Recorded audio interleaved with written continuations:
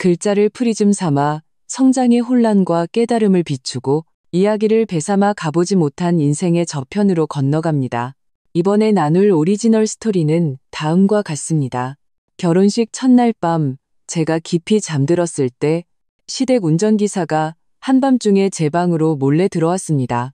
그는 제 입을 막으며 말했습니다. 불 켜지 마세요. 어서 도망치세요. 서울지방경찰청장님, 그러니까 아가씨의 오라버니께서 저를 보내셨습니다. 다음 날 벌어진 일에 저는 완전히 얼어붙고 말았습니다. 오늘은 나의 결혼식 날이다. 창밖에 요란했던 축하 소음은 이미 멎었고 붉은색 TV 자 대신 화려한 꽃 장식이 붙어 있던 유리창 너머로 차가운 달빛만이 스며들어 바닥에 창백한 빗무리를 들이우고 있었다.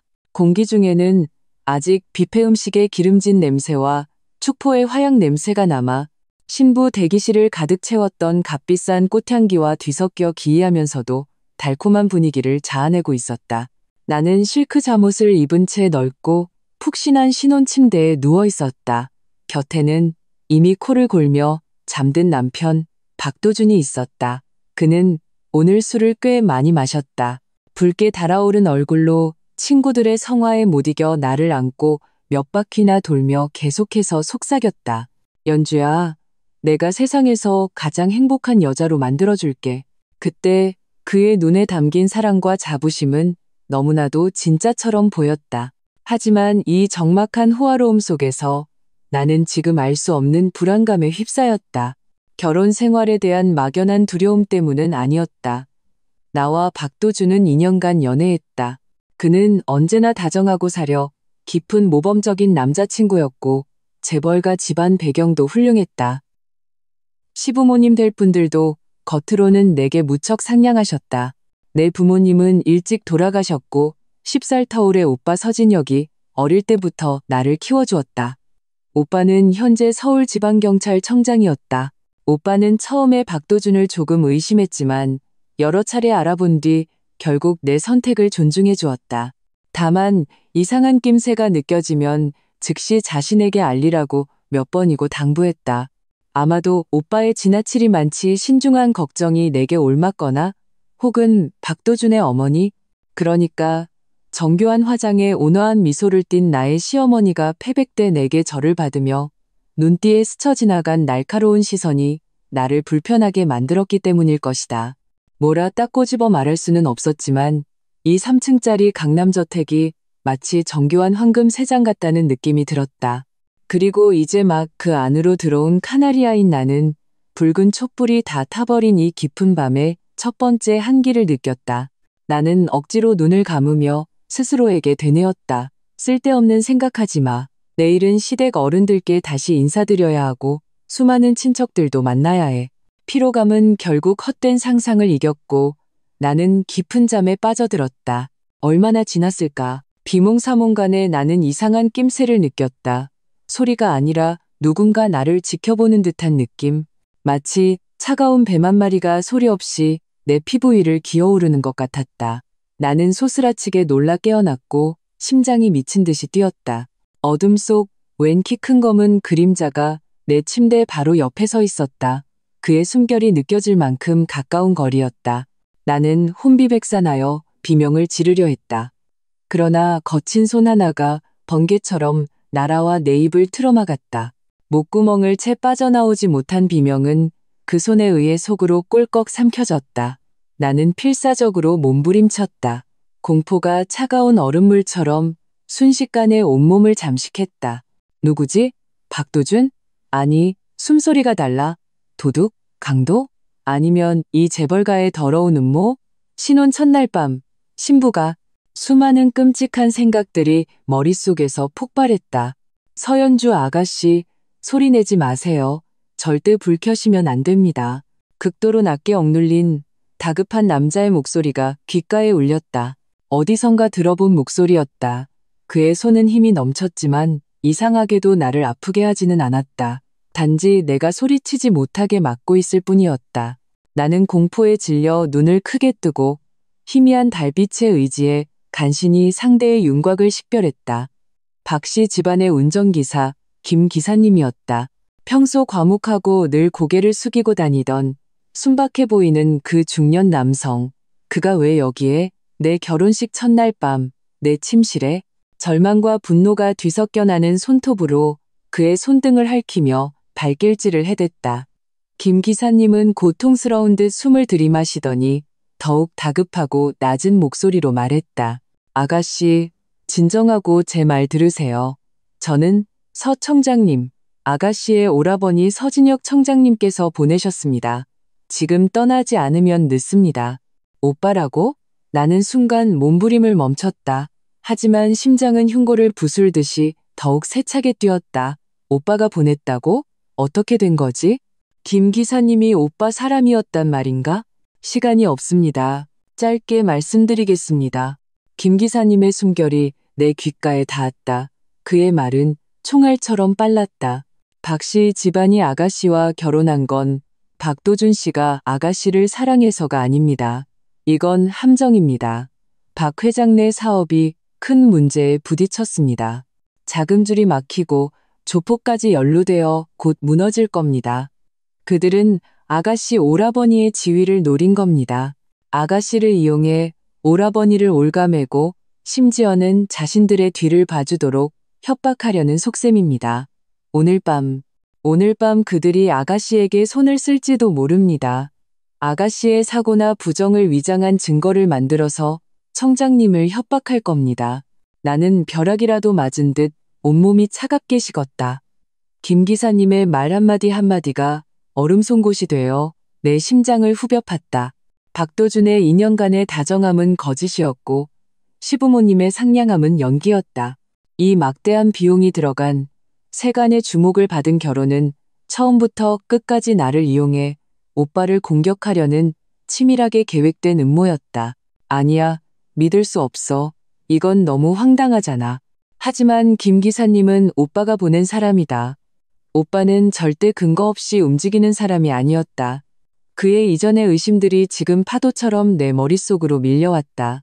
박도준의 집안 사업은 규모가 컸지만 몇몇 분야는 확실히 불투명했다. 시어머니는 때때로 넌지시 오빠의 업무에 대해 묻곤 했다. 이 모든 게 정말이었단 말인가? 제가 어떻게 믿죠? 나는 공포와 배신감에 격렬하게 떨며 간신히 목소리를 쥐어짰다. 김 기사님은 재빨리 오빠의 개인 휴대전화 번호와 우리 남매만이 아는 어릴 적 비밀 암호를 댔다. 민들레. 그것은 오빠가 내게 약속했던 암호였다. 무슨 일이 있어도 이 암호를 보거나 들으면 그건 오빠가 가장 신뢰하는 사람이 보낸 신호라는 뜻이었다. 내 심장은 완전히 무너져 내렸다. 마지막 한 가닥 희망마저 산산조각 났다. 거대한 배신감과 차가운 공포가 순식간에 나를 덮쳤다. 어서 외투와 신발을 챙기세요. 아무것도 가져오지 마시고요. 저를 따라 뒷문으로 나가야 합니다. 박도준 씨는 그들이 약을 좀 써서 당분간은 못 일어날 겁니다. 하지만 다른 사람들이 언제 올지 모릅니다. 김 기사님은 내 입을 막던 손을 떼고 다급하게 재촉했다. 나는 이 엄청난 충격과 분노를 소화할 틈도 없이 생존 본능이 모든 것을 압도했다. 나는 떨리는 손으로 어둠 속에서 외투 한 벌을 집어 잠옷 위에 걸치고 운동화를 신었다. 김 기사님은 민감한 표범처럼 문 밖의 동태를 살폈다. 그는 살며시 문틈을 열었다. 밖의 복도는 칠흑같이 어두웠고 고요했다. 그는 나에게 따라오라는 신호를 보냈다. 우리는 두 개의 유령처럼 소리 없이 신방을 빠져나와 값비싼 카펫이 깔린 복도를 지나 좁은 가정부용 계단을 따라 내려갔다. 낮에는 그토록 호화롭게만 보였던 이 저택이 지금은 마치 검고 거대한 입을 벌린 함정처럼 느껴졌다. 굳게 닫힌 모든 방문 뒤에는 엿보는 눈들이 숨어 있는 것만 같았다. 죽음 같은 정적 속에서 내 심장 소리는 천둥처럼 크게 울렸다. 마침내 우리는 저택 뒷문에 도착했다. 김 기사님은 능숙하게 CCTV 사각지대를 피해 열쇠로 조용히 문을 열었다. 차가운 밤 공기가 훅 끼쳐와 나는 몸을 떨었지만 혼란스럽던 머리가 조금은 맑아지는 듯했다. 문 밖에는 눈에 띄지 않는 검은색 세단 한 대가 시동을 켠 채 서 있었다. 타세요. 김 기사님이 차문을 열어주었다. 나는 마지막으로 밤의 어둠 속에서 거대한 괴수처럼 웅크린 저택을 돌아보았다. 그곳에는 내가 방금 평생을 함께하기로 맹세한 남편이, 내 명의상의 가족들이 있었다. 하지만 지금 남은 것은 뼛속까지 시린 한기와 하늘을 찌를 듯한 증오뿐이었다. 나는 차 안으로 몸을 구겨 넣었고 김 기사님은 재빨리 문을 닫았다. 차는 시위를 떠난 화살처럼 소리 없이 짙은 어둠 속으로 미끄러져 들어갔다. 차창 밖으로 도시의 네온 사인이 빠르게 스쳐 지나갔다.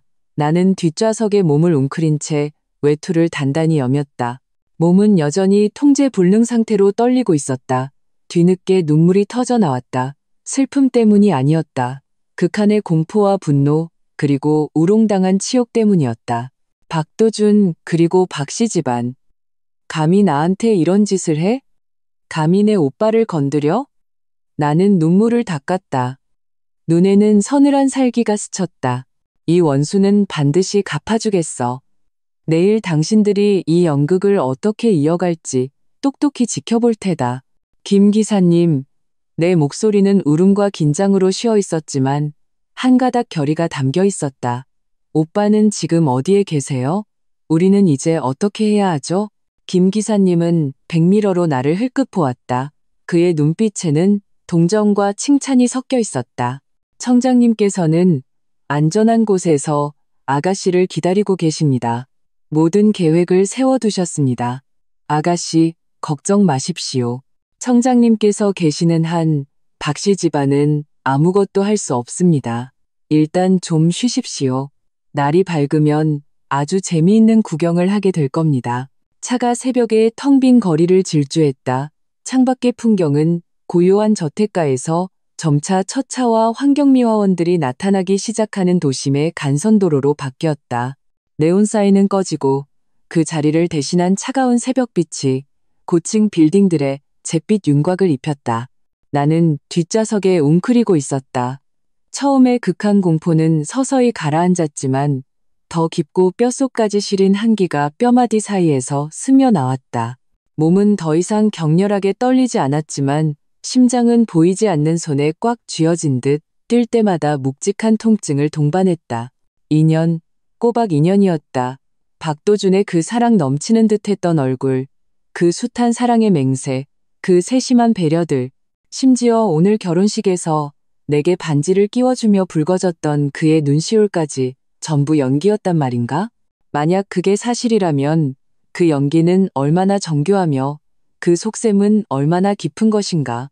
그리고 시어머니, 언제나 내 손을 잡고 다정하게 아가라고 부르던 그 여자. 입만 열면 나를 친딸처럼 생각한다고 말했던 사람. 그 모든 안부 인사 뒤에는 나를 어떻게 이용할지, 어떻게 내 오빠를 물고 늘어질지 계산하고 있었단 말인가? 심지어 결혼식에 참석했던 박씨 집안의 유력한 친척과 친구들이 내게 보냈던 시선들마저 떠올랐다. 그 부러움과 축하 속에는 사실을 아는 자들의 은밀한 조롱과 연민이 섞여 있었던 게 아닐까? 오직 나만이 완벽한 바보처럼 스스로 행복하다고 믿으며 그들이 정성껏 파놓은 함정 속으로 제 발로 걸어 들어간 것이었다. 아가씨, 물 좀 드세요. 김 기사님이 뚜껑을 딴 생수 한 병을 건넸다. 그의 목소리에는 쉽사리 감지하기 어려운 피로감이 묻어 있었다. 나는 물을 받아들었다. 손끝이 차가웠다.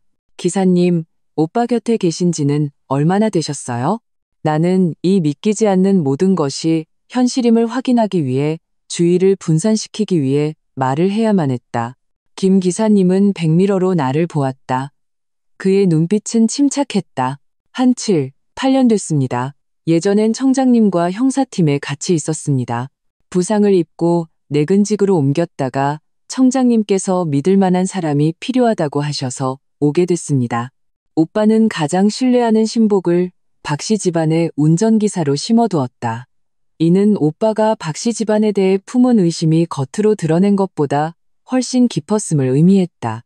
어쩌면 아주 오래전부터 계획을 세웠을지도 모른다. 나는 등골이 오싹해졌다. 만약 오빠가 미리 준비하지 않았다면 오늘 밤 나는 더 이상 생각하고 싶지 않았다. 박씨 집안, 그들의 문제가 도대체 얼마나 심각한 거예요? 나는 떨리는 목소리로 물었다. 김 기사님은 잠시 침묵하더니 단어를 고르는 듯 말했다. 아주 심각합니다. 겉은 번지르르하지만 속은 이미 텅 비었습니다. 불법 사모펀드, 자금 세탁, 어쩌면 살인사건까지 연루됐을지도 모릅니다.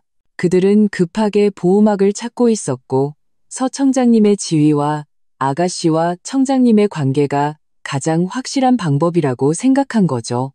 그는 잠시 말을 멈췄다가 덧붙였다. 어젯밤 만약 청장님께서 미리 정보를 입수하지 못했다면 그들은 정말로 아가씨에게 해를 가했을 겁니다. 사고나 스캔들을 조작해서 최대한 빨리 아가씨를 통제하고 그걸로서 청장님을 굴복시키려 했을 겁니다. 사고, 스캔들. 나는 이 두 단어를 곱씹었다. 등골에서부터 섬뜩한 기운이 솟구쳤다. 신혼 첫날 밤, 신부가 추락사고를 당하거나 외간 남자와 부정한 관계를 맺은 것이 발각된다면 어느 쪽이든 나를 파멸시키기에 충분했다.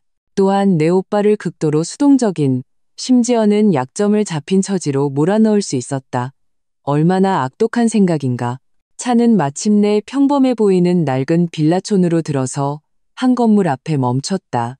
이곳은 내가 방금 떠나온 호화로운 저택가와는 완전히 다른 세상이었다. 아가씨, 도착했습니다. 청장님께서 위에서 기다리고 계십니다. 김 기사님이 먼저 내려 주의를 경계한 뒤 내 차문을 열어주었다. 나는 그를 따라 어두운 계단을 올라가 3층의 한 방화문 앞에 섰다. 김 기사님이 리드미컬하게 문을 두드리자 문이 금세 열렸다. 문을 연 사람은 바로 내 오빠 서진혁이었다. 그는 편한 옷차림이었지만 얼굴은 다소 초췌했고 눈은 충혈되어 있었다. 하지만 그 눈빛만은 매처럼 날카로웠다. 내가 무사히 서 있는 것을 보자 그는 확연히 안도의 한숨을 내쉬며 나를 집 안으로 끌어당겨 꽉 껴안았다. 뼈가 으스러질 듯한 힘이었다. 괜찮아, 연주야. 오빠가 있어. 그의 목소리는 낮고 사람을 안심시키는 힘이 있었다. 그 순간 애써 유지하던 모든 침착함과 냉정이 순식간에 무너져 내렸다. 억울함, 공포, 분노, 모든 감정이 한꺼번에 밀려왔다. 내 눈물샘은 터져버렸고 나는 오빠의 옷소매를 붙잡고 길 잃은 아이가 마침내 부모를 찾은 것처럼 목 놓아 울었다. 오빠는 말없이 내 등을 토닥이며 그저 내가 감정을 쏟아내도록 내버려 두었다. 김 기사님은 조용히 문을 닫고 거실 창가에 서서 아래층의 동태를 살폈다. 한참 뒤 울음이 잦아들고 감정이 어느 정도 진정되었다. 하지만 몸은 여전히 미세하게 경련하고 있었다. 오빠는 나를 소파에 앉히고 따뜻한 물 한 잔을 건넸다. 오빠, 이게 도대체 어떻게 된 거야? 다 알고 있었지? 왜 나한테 말 안 했어? 나는 울먹이며 따져 물었다. 원망하는 마음도 있었지만 그보다는 죽다 살아난 자의 의존심이 더 컸다. 서진혁은 내 맞은편에 앉아 복잡한 눈빛으로 나를 보았다. 그 안에는 안타까움과 미안함, 그리고 단호한 결단력이 담겨 있었다. 연주야, 미안하다. 오빠가 미리 말해주지 못했어. 박씨 집안은 너무 깊고 혼탁한 물이야. 처음에는 그저 의심만 했을 뿐 확실한 증거가 없었어. 게다가 네가 박도준을 그렇게 좋아했으니 섣불리 말했다가 괜히 뱀을 깨울까봐 또 네가 알게 되면 오히려 허점을 보여 더 위험한 상황에 빠질까봐 두려웠다. 그는 한숨을 쉬었다. 그래서 몰래 조사를 진행하면서 김 기사님을 그 집에 들여보낸 거야. 결혼식 직전에야 결정적인 증거 일부를 확보하고 그들의 의도를 확인했지. 하지만 그때는 이미 활시위를 떠난 화살이었어. 억지로 결혼을 막았다면 박씨 집안이 궁지에 몰려 너에게 더 극단적인 짓을 할 수도 있었어. 그래서 역이용하기로 한 거야. 네가 예정대로 결혼식을 올리게 하고 김 기사님을 시켜 신혼 첫날 밤 그들이 성공했다고 믿고 가장 방심한 틈을 탄어를 빼내오게 한 거지.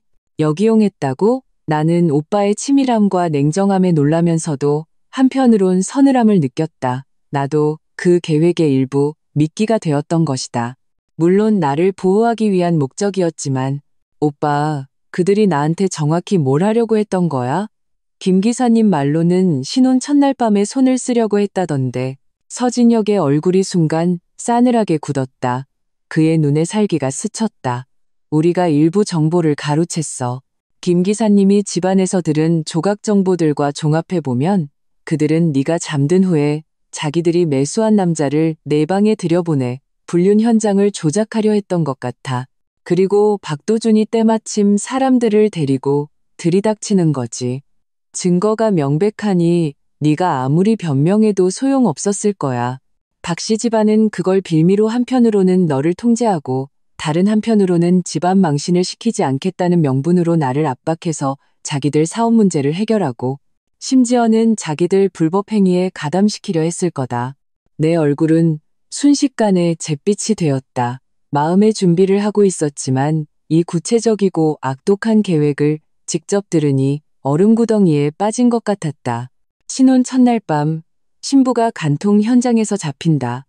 이 얼마나 치욕적이고 악랄한 계략인가. 입만 열면 나를 사랑한다고 말하던 그 남자 박도준이 이런 계획을 묵인하고 심지어 가담까지 할 수 있었단 말인가? 박도준, 그도 알고 있었어? 나는 희미한 희망을 품고 물었다. 서진혁은 나를 보며 측은한 눈빛을 보냈지만 결국 사실을 말해주기로 했다. 우리가 파악한 바로는 알고 있었어. 그리고 계획의 공모자 중 하나였지. 내 방에 들어가기로 했던 그 남자는 아마 박도준이 직접 골랐을 가능성이 크다. 어우, 머릿속에서 무언가 터져나가는 것 같았다. 마지막 환상이 완전히 박살났다. 처음부터 끝까지 나는 정교하게 짜인 거짓말 속에서 살아왔던 것이다. 소위 사랑이라는 것은 지옥으로 가는 미끼에 불과했다. 말로 형용할 수 없는 역겨움이 목구멍으로 치밀어 올라왔다. 나는 화장실로 달려가 변기를 붙잡고 격렬하게 헛구역질을 했다. 눈물이 다시 걷잡을 수 없이 터져나왔다. 슬픔이 아니었다. 순수하고 극단적인 생리적 혐오감이었다. 오빠가 따라와 묵묵히 수건과 물을 건네주었다. 나는 입을 헹구고 찬물로 얼굴을 씻었다. 창백한 얼굴에 눈이 퉁퉁 부은 거울 속 내 모습을 보며 이전에는 느껴보지 못했던 분노가 공포와 역겨움을 대신하기 시작했다. 박도준, 박씨 집안, 너희들 사람을 너무 우습게 봤어. 나는 돌아서서 오빠를 보았다. 눈빛은 이상하리만치 단호하고 차갑게 변해 있었다. 오빠, 복수할 거야. 반드시 대가를 치르게 할 거야. 서진혁은 내 변화를 보며 안도하는 듯 했지만 표정은 더욱 무거워졌다. 걱정 마, 연주야. 그들 중 누구도 빠져나가지 못해. 이 연극은 이제 막 시작됐으니까. 넌 이제 안전하지만 박씨 집안 쪽은 날이 밝고 네가 사라진 걸 알면 난리가 날 거다. 경찰에 신고할 수도 있고 언론을 이용할 수도 있고 아니면 궁지에 몰려 직접 나를 찾아올 수도 있겠지. 그럼 우린 어떻게? 서진혁은 창가로 걸어가 커튼을 살짝 걷고 서서히 깨어나는 도시를 내려다보았다. 그들이 먼저 움직이길 기다리는 거야. 우린 이미 판을 짜놨어. 그들이 제 발로 뛰어들기만 기다리면 돼. 네가 지금 해야 할 일은 쉬면서 구경하는 거야. 그는 태블릿 PC 하나를 꺼내 감시 화면을 켰다. 화면에는 박씨 집안 저택의 대문이 선명하게 보였다. 고화질 카메라가 문 앞의 풍경을 또렷하게 전송하고 있었다. 이건 김 기사님이 어젯밤 떠나기 전에 몇 군데 중요한 위치에 남겨둔 작은 선물이야. 서진혁이 담담하게 말했다. 날이 밝은 후에 박씨 집안의 이 연극이 과연 어떻게 펼쳐질지 한번 봐야지. 나는 화면을 뚫어지게 쳐다봤다. 심장이 다시 빠르게 뛰기 시작했다. 하지만 이번에는 공포 때문이 아니었다. 분노와 기대로 뒤섞인 복수의 불길 때문이었다. 하늘이 이미 환하게 밝아왔다. 눈부신 햇살이 박씨 집안의 웅장한 대문을 비추며 마치 그림자 속에 숨겨진 모든 추악함을 드러내려는 듯했다. 바로 그때 화면 속 박씨 집안 저택의 대문이 안에서부터 벌컥 열렸다. 박도준이 잠옷차림에 헝클어진 머리로 경악한 표정을 지으며 뛰쳐나왔다. 그는 텅 빈 문 앞을 향해 큰 소리로 무언가 외쳐댔다. 소리는 들리지 않았지만 그의 일그러지고 초조한 얼굴을 볼 수 있었다. 곧이어 정교한 화장에 벨벳 가운을 걸친 나의 시어머니도 따라 나왔다. 역시나 경악과 불신으로 가득 찬 얼굴이었다. 그녀는 이마를 짚으며 금방이라도 쓰러질 듯했고 옆에 있던 가정부가 황급히 그녀를 부축했다. 치밀하게 계획된 신부 실종 대작이 마침내 막을 올린 것이었다. 태블릿 PC 화면은 작은 무대처럼 박씨 집안 대문 앞에서 벌어지는 소동을 선명하게 생중계하고 있었다. 박도준은 어젯밤 입었던 실크 잠옷을 구겨진 채로 걸치고 머리는 닭 둥지처럼 헝클어져 있었다. 그의 얼굴에서는 신혼의 기쁨이나 다정함은 찾아볼 수 없었고 과장되고 거의 뒤틀린 듯한 경악과 분노만이 가득했다. 그는 대문 앞으로 뛰쳐나가 텅 빈 차도를 향해 팔을 휘두르며 입을 뻐끔거렸다. 소리는 들리지 않았지만 그의 격한 몸짓과 붉게 상기된 얼굴에서 그의 대사를 명확히 읽을 수 있었다. 연주가 사라졌어. 빨리 찾아. 이게 도대체 어떻게 된 일이야. 와 같은 말들이리라. 나의 시어머니 윤희숙 여사의 연기는 그녀의 아들보다 훨씬 노련했다. 그녀는 고급스러운 벨벳 가운을 입고 가정부의 부축을 받으며 한 손으로는 가슴을 누르고 다른 한 손으로는 이마를 짚었다. 몸을 살짝 휘청이며 큰 충격을 받아 언제라도 기절할 듯한 귀부인의 모습을 연기했다. 그녀는 때로는 박도준을 보며 입술을 달싹였고 때로는 절망적으로 먼 곳을 바라봤다. 그 연기는 베테랑 배우의 버금같다.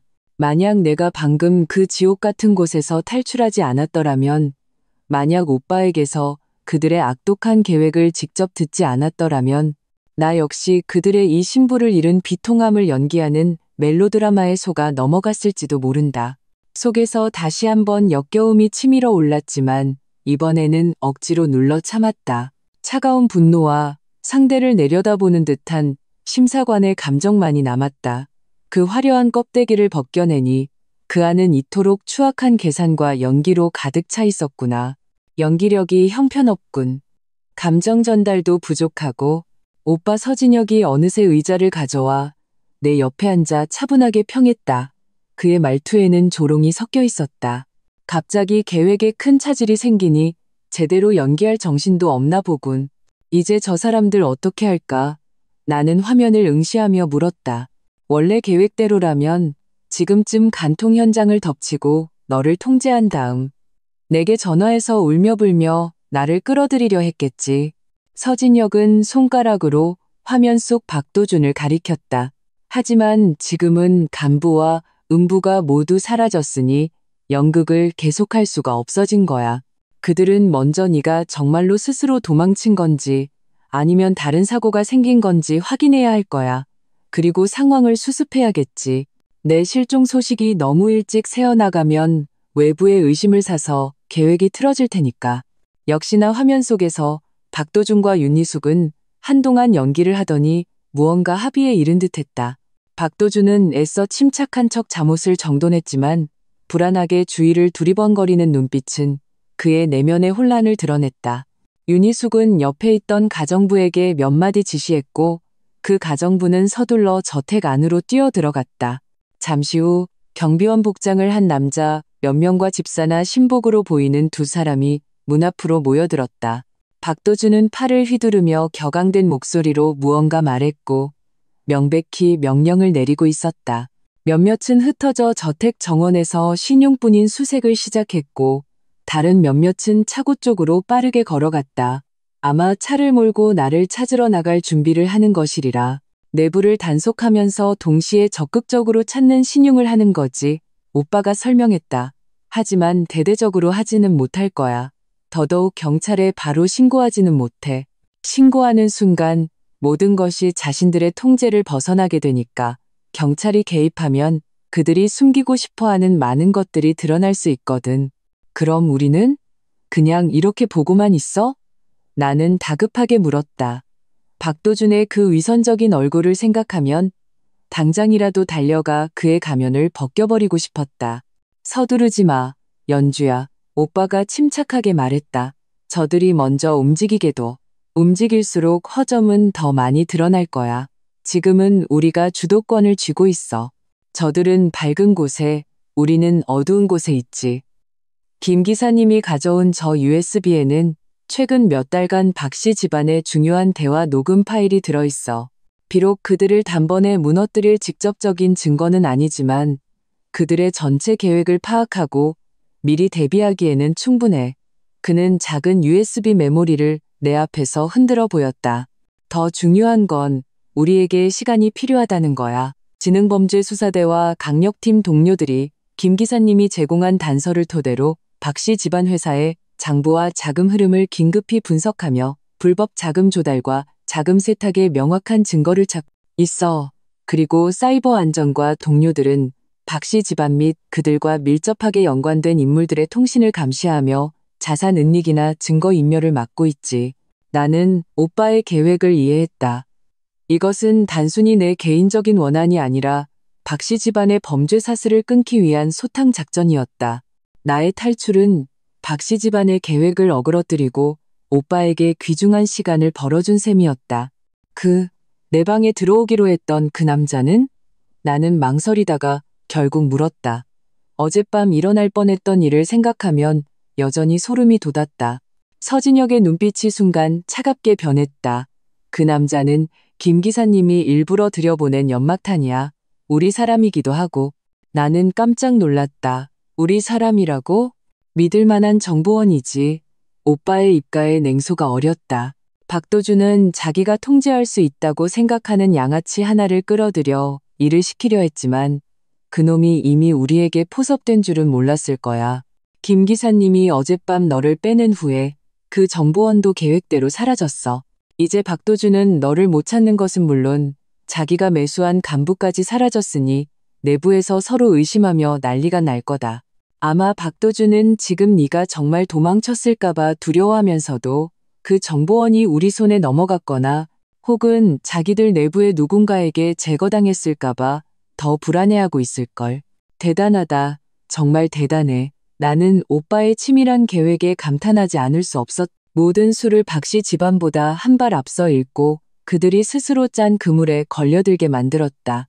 바로 그때 태블릿 PC의 감시화면 각도가 바뀌었다. 저택 내부에 숨겨진 카메라로 보였다. 화면 속에서 박도준과 윤희숙은 거실로 돌아와 있었다. 경비원과 하인들은 모두 물러나고 모자 둘만 남아 있었다. 박도준은 순간 초조한 남편의 가면을 벗어 던졌다. 그는 신경질적으로 잠옷 옷깃을 풀어헤치고 갇힌 짐승처럼 호화로운 카펫 위를 서성이며 끊임없이 욕설을 내뱉었다. 이 카메라는 간단한 소리 감지 기능이 있는 듯 우리는 간헐적으로나마 소리를 들을 수 있었다. 젠장, 도대체 어떻게 된 거야? 그 계집애 어디로 사라진 거야? 김 기사도 안 보이고 그 자식 짓인가? 박도준의 목소리는 분노로 가득 차 어제의 그 온화한 신랑과는 전혀 다른 사람이었다. 윤희숙은 비교적 침착했지만 얼굴은 극도로 굳어 있었다. 그녀는 목소리를 낮췄지만 감청 장비는 핵심 정보를 포착했다. 호들갑 떨지 마. 스스로 무너지면 어떡해. 지금 가장 중요한 건 서연주가 살았는지 죽었는지 스스로 도망친 건지 아니면 그 오빠놈이 데려간 건지 알아내는 거야. 만약 서진혁이 개입한 거라면 일이 복잡해져. 틀림없이 서진혁이야. 박도준이 획 멈춰서며 흉흉한 눈빛으로 말했다. 그렇지 않고서야 서연주 그 계집애가 무슨 배짱으로. 그리고 김 기사 틀림없이 그놈 사람이야. 우리가 당했어. 이제 와서 그런 소리에서 뭐해. 윤희숙이 날카롭게 말했다. 급한 건 입을 맞추는 거야. 절대 우리 계획에 문제가 생겼다는 걸 들키면 안 돼. 전에 논의했던 비상 계획대로 해.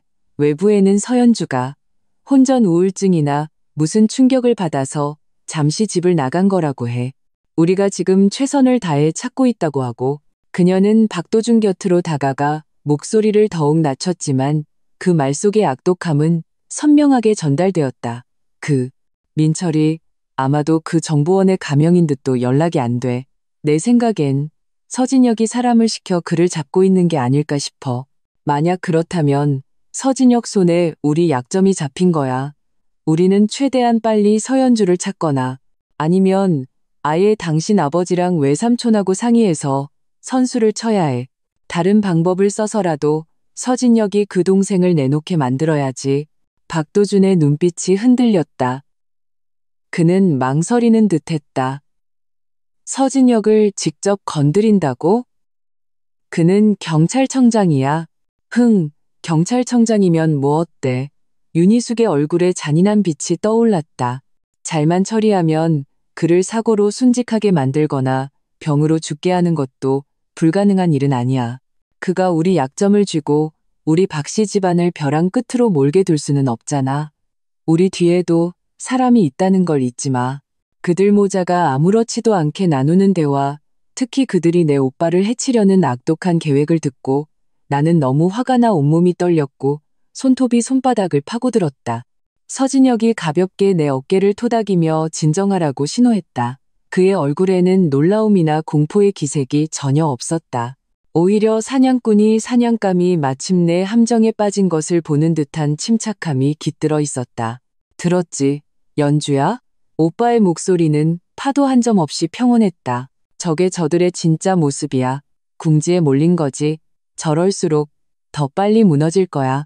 그는 다른 통신기를 들고 낮게 말했다.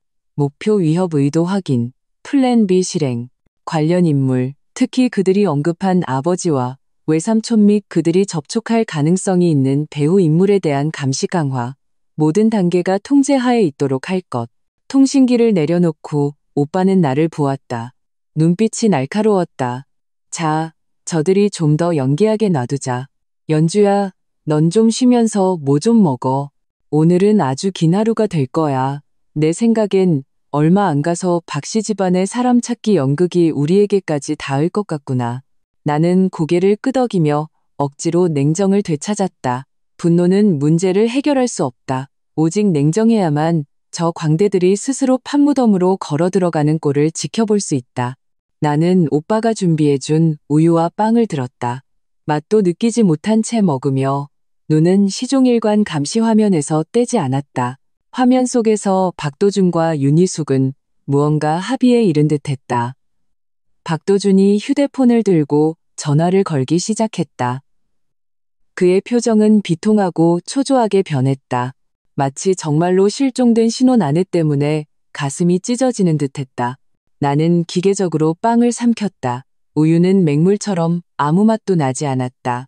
모든 주의력은 저 차가운 화면과 지금 초조함과 비통함으로 가득 찬 박도준의 얼굴에 집중되어 있었다. 그는 휴대폰을 들고 거실을 서성였다. 때로는 전화기 저편을 향해 격앙된 목소리로 무언가 말했고 때로는 멈춰서서 머리를 쥐어뜯었다. 연기에 완전히 몰입한 모습이었다. 오빠 서진혁은 내 옆에 앉아 평온한, 심지어는 희미한 조롱이 섞인 표정을 짓고 있었다. 그의 앞탁자 위에는 무음 상태의 휴대폰이 놓여 있었고 화면에는 박도준이라는 이름이 떠 있었다. 오빠한테 전화하는 거야. 나는 우유를 내려놓으며 심장이 조여오는 것을 느꼈다. 오빠는 담담하게 응하고 대답했다. 예상했던 바야. 너를 찾지 못하고 내가 개입했을 거라고 의심하니 떠보러 온 거겠지. 아니면 계속 연기를 해서 나를 끌어들이려 하거나. 역시나 몇 초 후 오빠의 무음 상태인 휴대폰 화면이 켜지며 윙윙거리는 진동과 함께 박도준이라는 이름이 집요하게 깜박였다. 오빠는 바로 받지 않고 10초 넘게 진동하도록 내버려 두었다. 마치 생각할 시간이 필요하다는 듯 혹은 단순히 상대방을 초조하게 만들려는 듯 했다. 그러고 나서야 그는 천천히 휴대폰을 들고 목을 가다듬었다. 전화를 받는 순간 그의 목소리는 피곤함과 의아함이 적절히 섞인 침착한 톤으로 바뀌었다. 여보세요, 박서방. 이른 아침부터 무슨 일인가? 그의 연기는 흠잡을 데가 없었다. 마치 이른 아침 전화에 잠이 깨 아직 상황 파악이 안 된 형님처럼 들렸다. 태블릿 PC의 음향 장치를 통해 동시에 박도준의 울먹이는 목소리가 들려왔다. 나는 그가 눈물까지 짜내고 있을 모습을 상상할 수 있었다.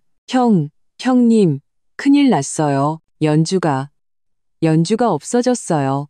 서진혁의 미간이 즉시 찌푸려졌다. 그의 말투는 심각하고 걱정스럽게 변했다. 뭐라고? 없어졌다니? 무슨 소리야? 박서방, 똑똑히 말해봐.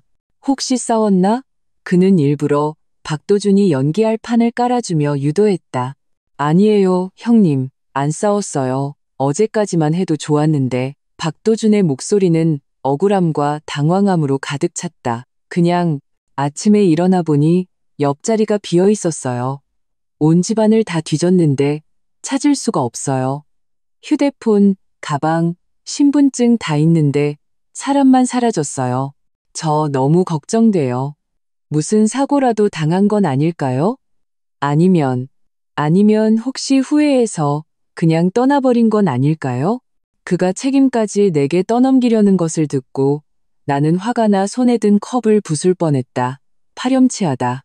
정말 파렴치하기 짝이 없다. 서진혁의 목소리가 낮게 가라앉았다. 그 안에는 거스를 수 없는 위험이 담겨 있었다. 박서방, 일단 진정하고 함부로 추측하지 말게. 연주는 그렇게 무책임하게 말 한마디 없이 집을 나갈 아이가 아니야. 어제 막 결혼했는데 어딜 가겠나? 집안은 확실히 다 찾아봤나? 이상한 점은 없었고 경비원은? CCTV는? 연이은 질문들은 동생에 대한 걱정을 표현하면서도 동시에 경찰청장으로서 돌발 상황에 대처하는 논리성을 보여주었다. 그리고 모든 질문은 정확하게 박도준의 거짓말에 허점을 찔렀다. 화면 속 박도준의 표정이 확연히 굳어지고 눈빛이 흔들렸다. 하지만 그는 금세 표정을 고쳐 지으며 더욱 비통한 목소리로 말했다. 다 확인했어요, 형님. 경비원들은 낯선 사람이 드나드는 걸 못 봤다고 하고 CCTV는 새벽 시간대에 잠시 고장이 났었는지 아무것도 찍히지 않았어요. 형님, 저 지금 정신이 하나도 없어요. 집안 사람들 총동원해서 찾고 있는데, 그런데 연주에게 무슨 일이라도 생기면 저 어떻게 살아요? 그는 감정에 호소하기 시작했다. 목소리는 흐느꼈고 연기는 감동적이었다. 만약 그의 진짜 모습을 몰랐더라면 나조차도 그의 이 지극한 사랑꾼 연기에 속아 넘어갔을 것이다. 서진혁은 몇 초간 침묵했다. 그 짧은 침묵은 박도준에게 엄청난 심리적 압박을 주었다. 그리고 나서야 오빠는 천천히 입을 열었다. 그의 말투는 깊은 압박감을 담고 있었다. CCTV가 하필 그 시간대에 고장이 났다? 박서방, 이건 너무 공교롭지 않나? 이미 청에 연락했네. 바로 인력을 보내서 수색을 돕고 현장을 철저히 감식하도록 하겠네. 신혼 아내가 자기 집에서 감쪽같이 사라진 건 절대 작은 일이 아니야. 절차에 따라 엄격하게 조사해야만 해. 오빠의 말은 마치 망치질 같았다. 그는 박씨 집안이 기대했던 것처럼 매제의 초조함에 동요하기는커녕 오히려 바로 공적으로 처리하며 경찰을 투입해 감식하겠다고 나섰다. 이것은 박씨 집안의 계획을 완전히 뒤엎는 것이었다. 그들이 가장 두려워하는 것은 경찰의 심층 조사였다. 화면 속 박도준의 얼굴이 순식간에 잿빛으로 변했다. 그는 황급히 옆에 있는 윤희숙을 쳐다봤다. 눈빛에는 경악과 도움을 청하는 기색이 가득했다. 윤희숙도 다급해져서 박도준을 향해 소리 없이 입모양으로 무언가 지시했다. 그에게 어떻게 말하라고 일러주는 듯했다. 형님, 아니, 그렇게까지 일을 크게 벌릴 필요는. 박도준의 목소리는 톤이 바뀌었고 명백한 당혹감이 묻어 있었다. 어쩌면 그냥 연주가 잠시 생각이 복잡해서 바람 쐬러 나간 걸지도 몰라요. 우리끼리 좀 더 찾아보면 금방 돌아올지도 모르고요. 경찰이 개입하면 일이 커져서 연주 체면에도 안 좋잖아요. 그는 마침내 본색을 드러냈다. 내 체면을 빌미로 협박하기 시작한 것이다. 이것이 바로 그들의 원래 계획의 일부였다. 스캔들을 이용해 오빠를 굴복시키는 것. 안타깝게도 그들은 오빠가 이미 모든 것을 꿰뚫어보고 있다는 사실을 몰랐다. 서진혁의 목소리가 갑자기 차가워졌다. 전화기를 통해서도 그 한기가 느껴질 정도였다. 박서방, 그게 무슨 소린가. 연주는 내 하나뿐인 동생이야. 지금 행방불명의 생사도 알 수 없는 판에 자네는 나한테 체면을 얘기하나? 나는 지금 연주의 실종이 자의가 아닐 수 있다고, 어쩌면 범죄와 연루되었을 가능성이 있다고 의심하고 있네. 경찰청장으로서 나는 더더욱 법에 따라 공정하게 철저히 진상을 규명해야 할 의무가 있어. 내가 보낸 인력은 10분 내로 도착할 걸세. 조사에 협조하게. 형님, 제발. 박도준이 무언가 더 말하려 했지만 서진혁은 가차없이 그의 말을 끊었다. 됐네.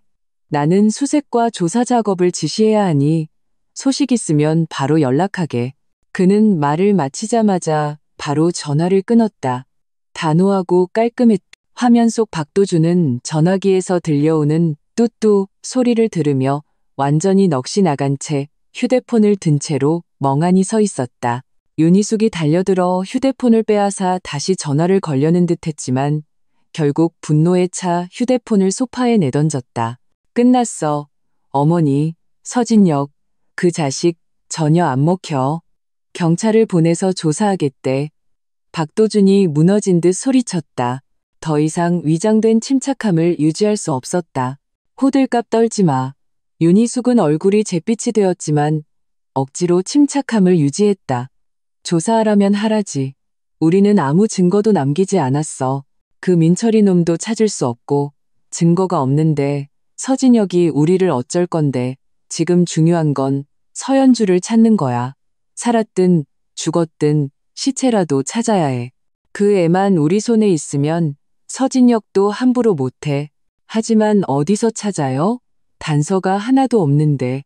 모든 인맥을 동원해. 합법적이든 불법적이든 전부 다 동원해서 찾아.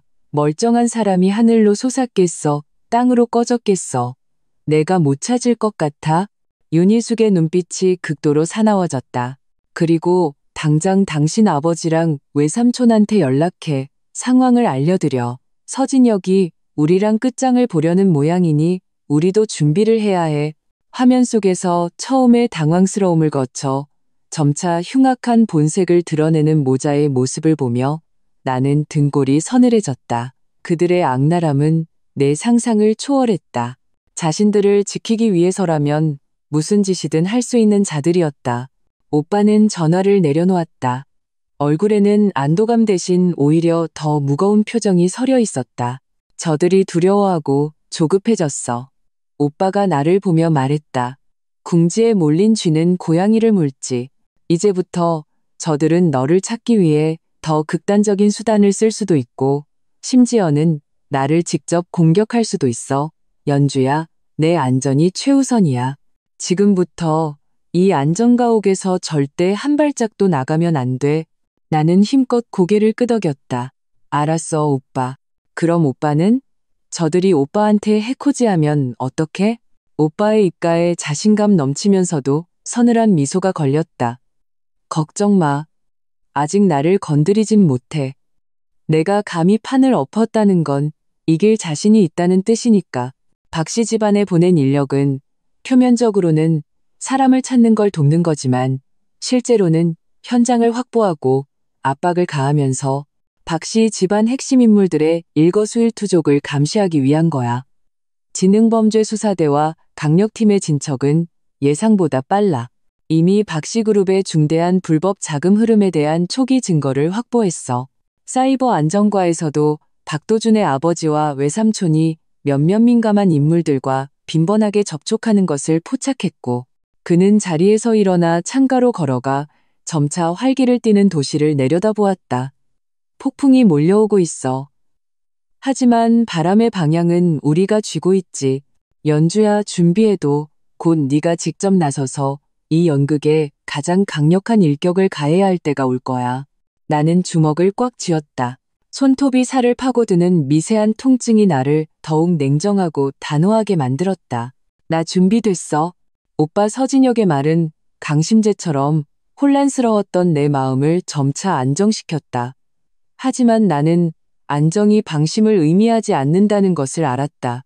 박씨 집안은 상처 입은 야수와 같아서 앞으로의 반격은 더욱 미친 듯이 거셀 것이었다.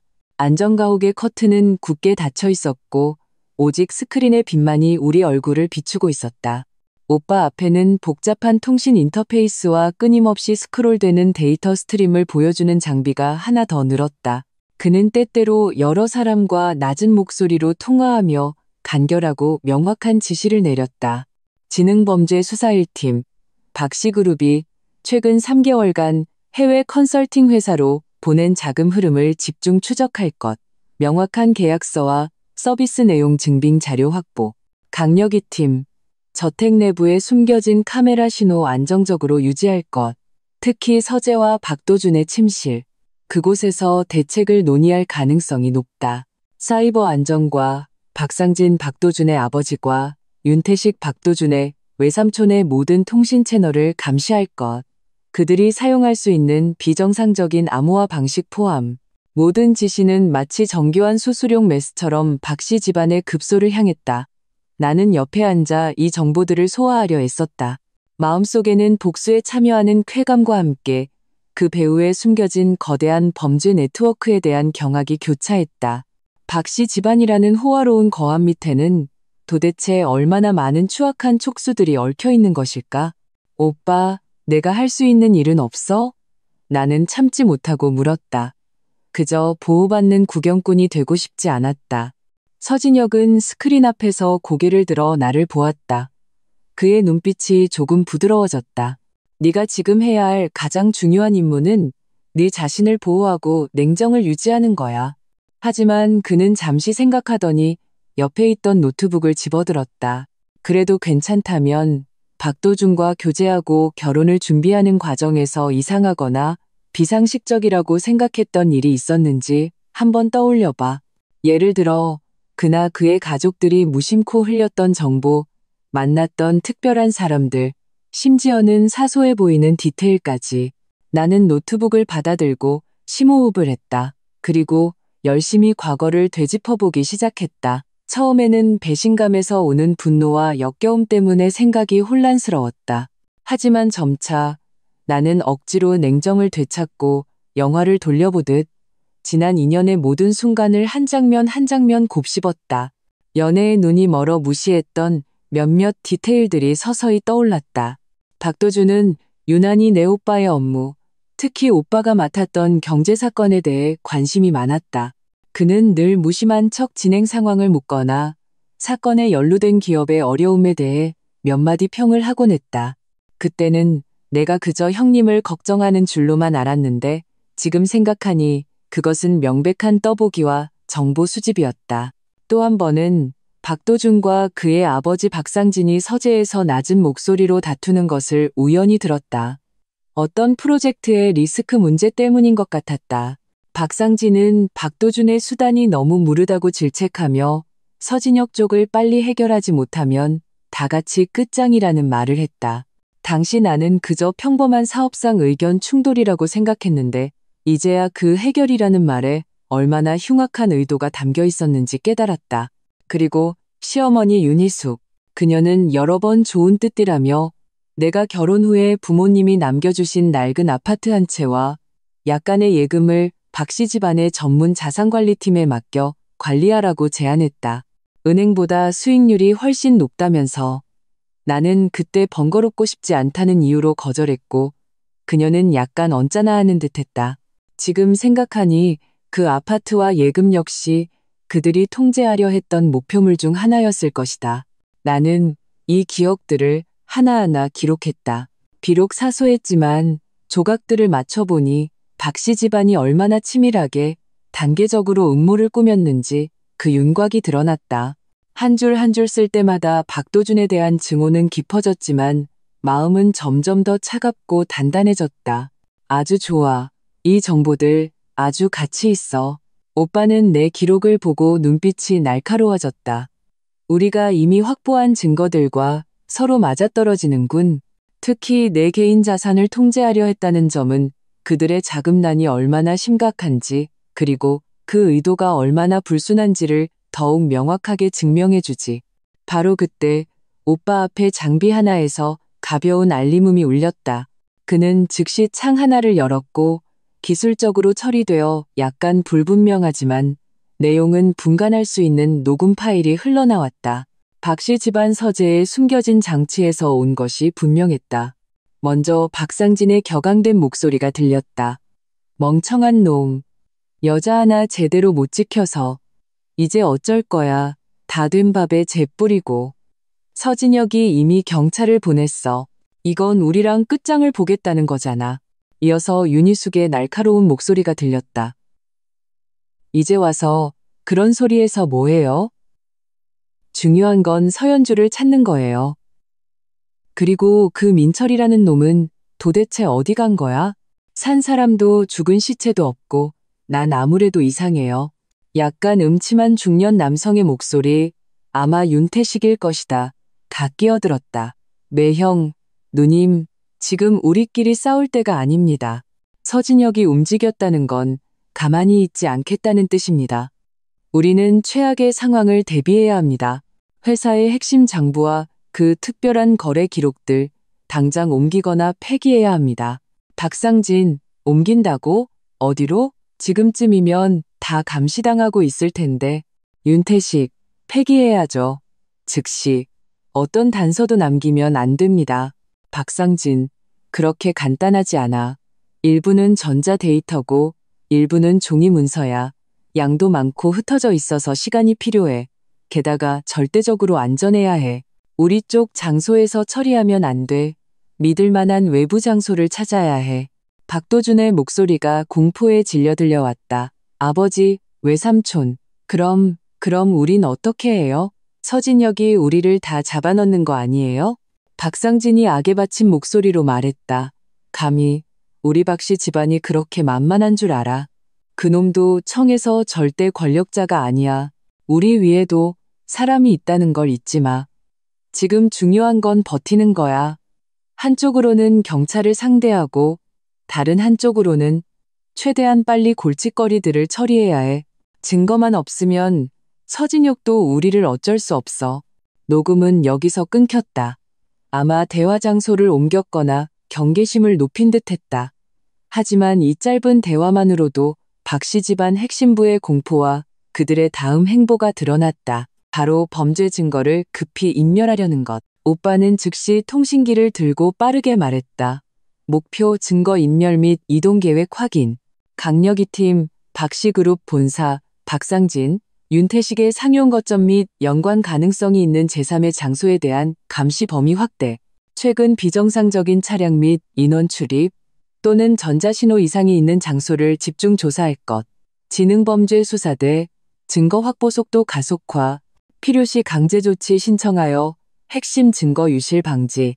지시를 마친 오빠는 나를 보았다.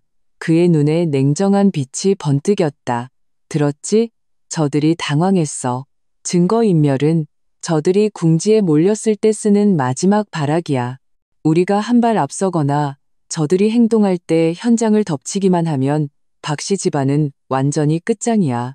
내 심장이 빠르게 뛰었다. 공포 때문이 아니라 흥분 때문이었다. 원수들이 스스로 짠 그물 속에서 발버둥 치는 모습을 보는 것은 차가운 쾌감을 동반했다. 오빠, 내가 뭘 해야 해? 나는 다시 물었다. 목소리가 흥분으로 미세하게 떨렸다.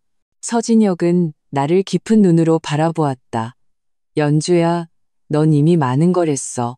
네가 제공한 기억들이 저들의 의도를 더 명확하게 파악하는 데 도움이 됐지. 이제부터는 그는 잠시 말을 멈췄다.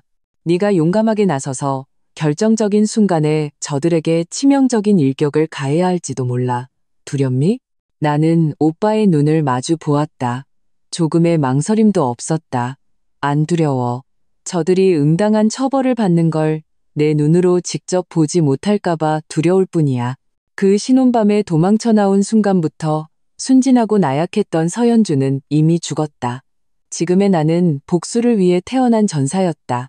오빠는 고개를 끄덕였다. 그의 눈에 칭찬과 함께 쉽사리 감지하기 어려운 안타까움이 스쳤다. 그가 무언가 더 말하려는 순간 다른 장비에서 급한 경보음이 울렸다. 화면에 감시 영상 하나가 확대되었다. 박씨 집안 저택의 차고 평소 거의 사용하지 않던 검은색 SUV 차량이 나오고 있었다. 운전자는 박도준의 신복 중 한 명이었고 조수석에 앉은 사람은 놀랍게도 박도준 본인이었다. 그는 야구 모자와 마스크를 쓰고 고개를 푹 숙이고 있었지만 체형과 행동은 숨길 수 없었다. 저들이 움직이려 해. 이 중대한 시점에 나는 숨을 죽였다. 추적해.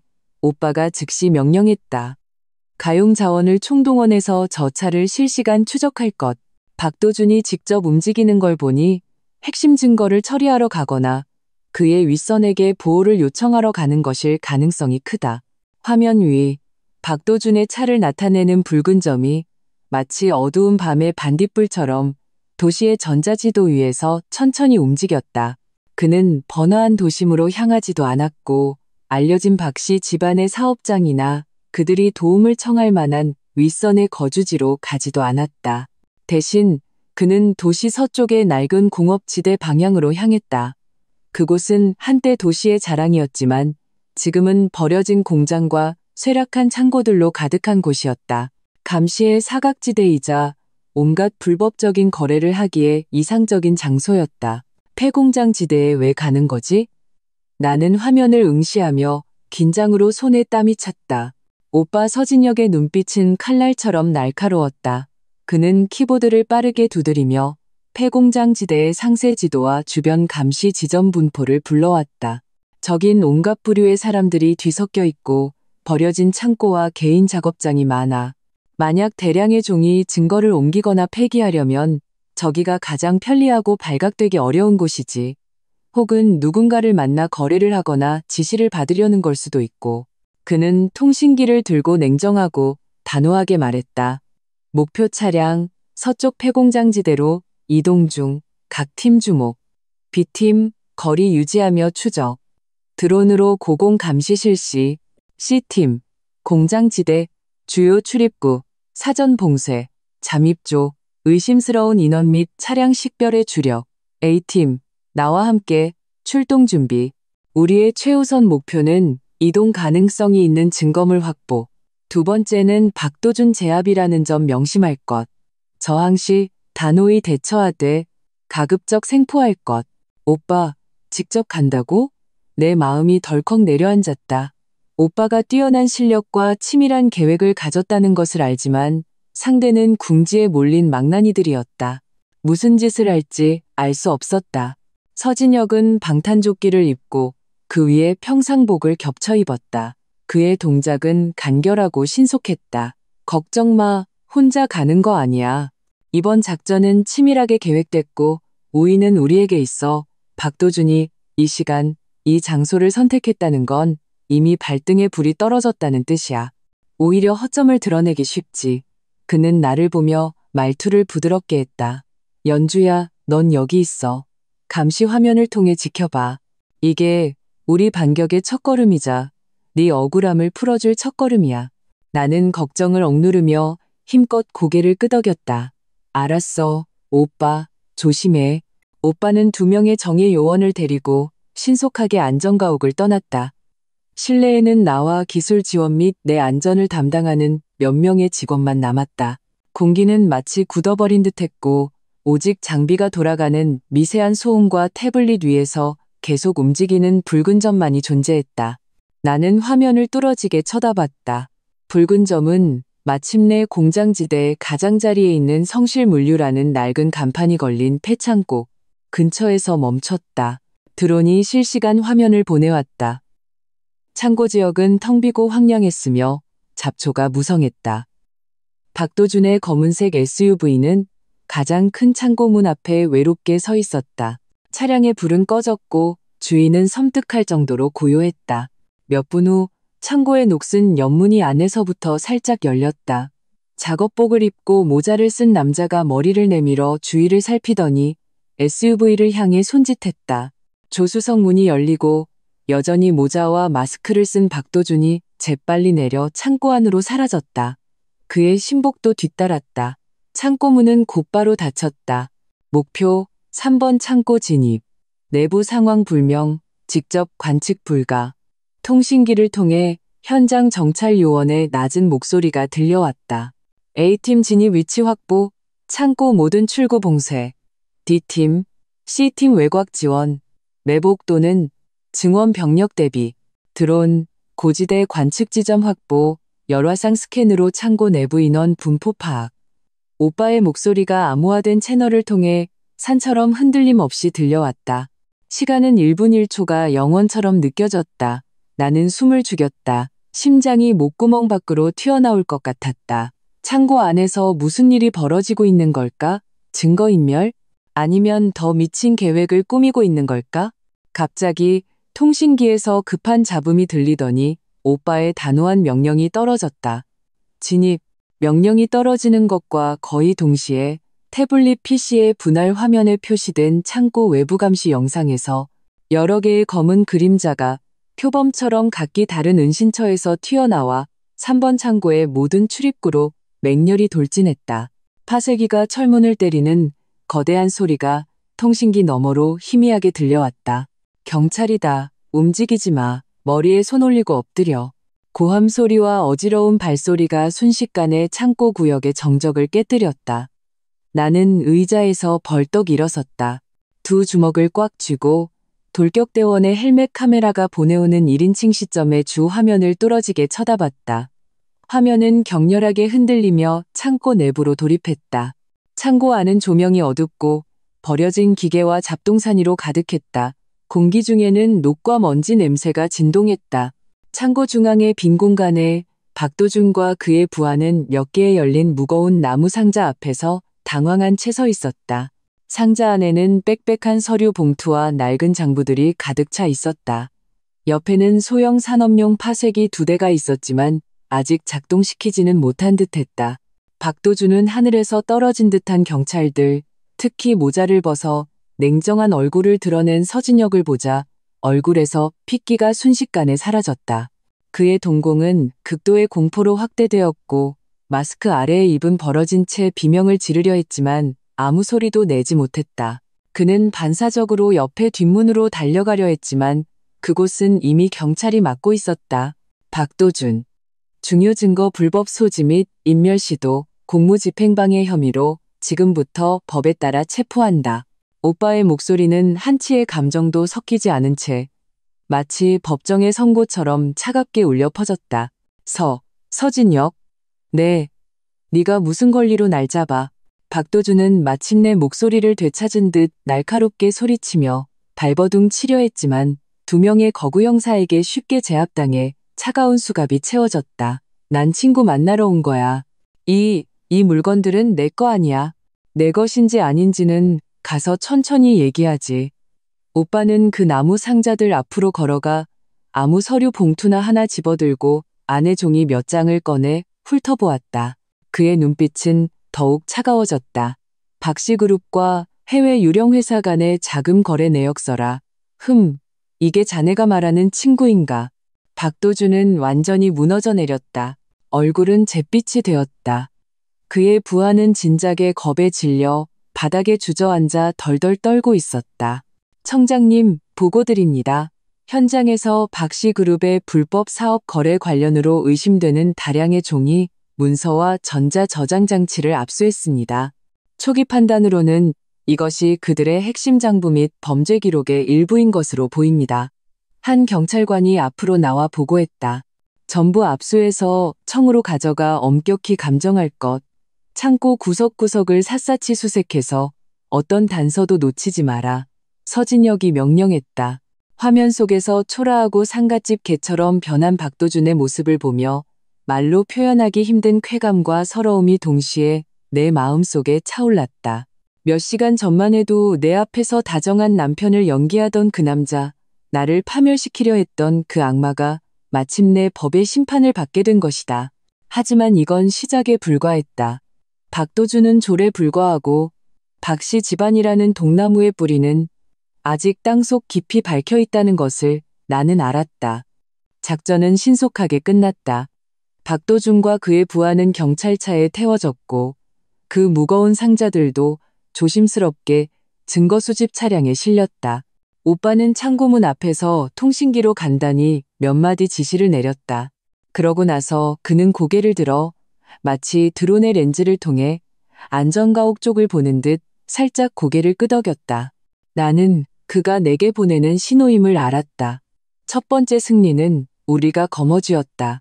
박도준의 체포 소식은 조용한 호수에 던져진 거대한 돌처럼 순식간에 서울 전역에 엄청난 파장을 일으켰다.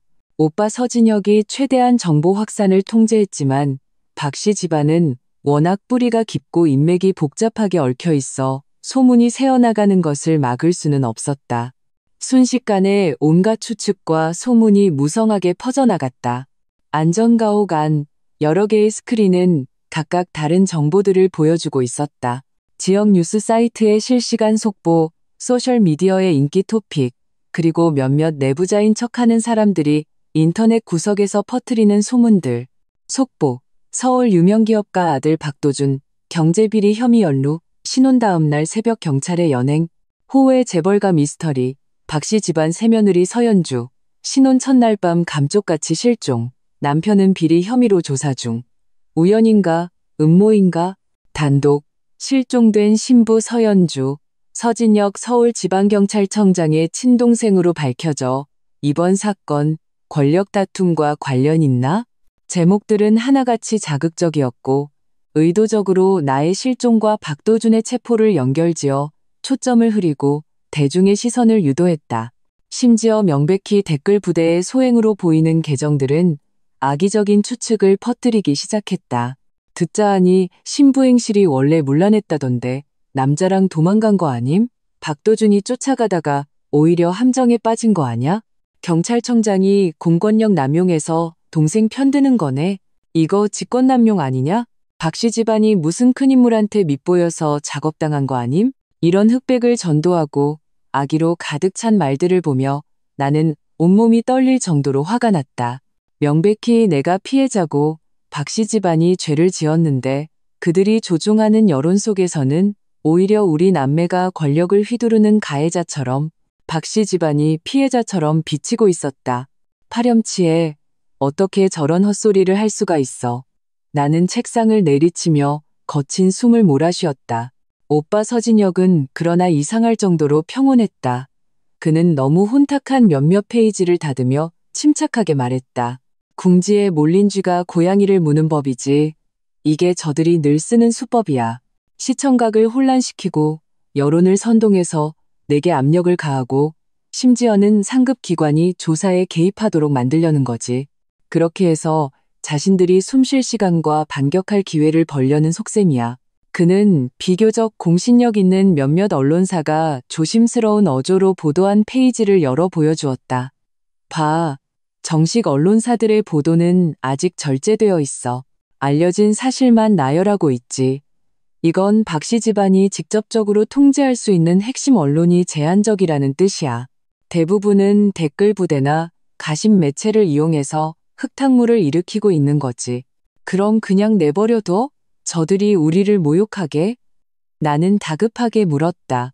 당연히 아니지. 오빠의 입가에 서늘한 미소가 걸렸다. 여론이라는 진지는 우리가 점령하지 않으면 적이 점령하게 되어 있어. 하지만 반격에는 전략과 타이밍이 중요해. 지금은 저들이 날뛸수록 더 많은 허점을 드러낼 거야. 사이버 안전과 동료들이 저 댓글 부대들의 IP와 자금 출처를 추적하고 있어. 이것들은 나중에 박씨 집안이 여론을 조작하고 사법 방해를 했다는 증거가 될 거야. 그는 화면을 전환해 복잡한 네트워크 관계도를 보여주었다. 봐, 이 활발한 계정들 중 상당수가 특정 몇몇 온라인 마케팅 회사로 연결돼. 그리고 이 회사들은 윤태식이 소유한 문화 미디어 기업과 복잡하게 얽혀 있지. 이게 바로 단서야. 오빠의 치밀한 모습을 보며 내 초조함은 조금 가라앉았다. 하지만 나는 여론전이 단순히 증거를 수집하는 것 이상이라는 것을 알았다. 그것은 민심과 도의적 우위를 점하기 위한 전쟁이었다. 만약 박씨 집안이 계속해서 흑색 선전을 하도록 내버려 둔다면 설령 나중에 법적으로 우리가 이기더라도 오빠의 명예와 공신력은 손상될 수 있었다. 오빠, 우리가 해명하기 위해 뭔가 해야 하지 않을까? 내가 물었다. 아직 우리가 직접 나설 때는 아니야. 오빠는 고개를 저었다. 첫째, 박도준을 체포한 것은 법에 따른 것이고 우리는 그들이 폐기하려던 장부라는 명백한 증거가 있어. 절차는 합법적이고 이 점은 누구도 트집 잡을 수 없어. 둘째, 내 실종이 지금 초점이야. 내 안전이 절대적으로 보장되고 우리가 충분한 주도권을 쥔 상태가 되기 전까지 너는 섣불리 모습을 드러내면 안 돼. 그랬다가는 저들에게 이용당해 새로운 혼란을 야기할 수 있어. 그는 잠시 말을 멈췄다. 그의 눈에 예리한 빛이 스쳤다. 하지만 저들에게 작은 서프라이즈를 먼저 선사해 줄 수는 있지. 그는 내부 통신기를 들고 말했다. 홍보과 시작해도 좋습니다. 인증된 공식 플랫폼을 통해 간단한 공지를 발표하세요. 내용은 다음과 같습니다. 최근 서울지방경찰청은 한 경제사건을 수사하는 과정에서 법에 따라 피의자 박모 씨, 남 5세에 대해 강제 조치를 취했습니다. 현재 사건은 추가 수사 중에 있습니다. 경찰은 시종일관 법에 따라 공정하게 수사할 것을 약속드리며 시민 여러분께서는 유언비어에 현혹되지 마시기를 당부드립니다. 공지는 극도로 간결했다. 공식적으로 내 실종이나 오빠와 나의 관계는 언급하지 않고 완전히 사건에 대해서만 이야기했다. 하지만 박도준에 대한 강제 조치가 사실임을 명확히 확인시켜 주었고 유언비어에 현혹되지 말라고 직접적으로 호소했다. 이것 자체만으로도 강경한 반격이었다. 이 공지가 나가자 마치 끓는 기름에 찬물을 한 방울 떨어뜨린 것 같았다. 이전까지 음모론을 외치던 목소리들이 눈에 띄게 줄어들었고 더 많은 이성적인 네티즌들이 사건 자체에 주목하기 시작했다. 봐, 경찰 공식 발표 떴네. 박도준 진짜 문제 있었나 보네. 그럼 그렇지. 경찰이 사람 잡을 땐 다 증거가 있는 거야. 선동하던 놈들 이제 조용하겠네. 법에 따른 수사 지지합니다. 후속 보도 기다릴게요. 그러나 박 씨 집안의 반격은 여기서 멈추지 않았다. 약 1시간 후 치밀하게 계획된 눈물의 쇼가 상연되었다. 오빠의 태블릿 PC에 한 라이브 방송 링크 알림이 떴다. 지역에서 꽤 영향력 있는 연예 매체가 놀랍게도 박 씨 집안 저택 앞에서 현장 생방송을 진행하고 있었다. 제목은 더욱 선정적이었다. 단독 생중계, 박도준 모친 눈물의 호소, 부당한 처사 의심돼.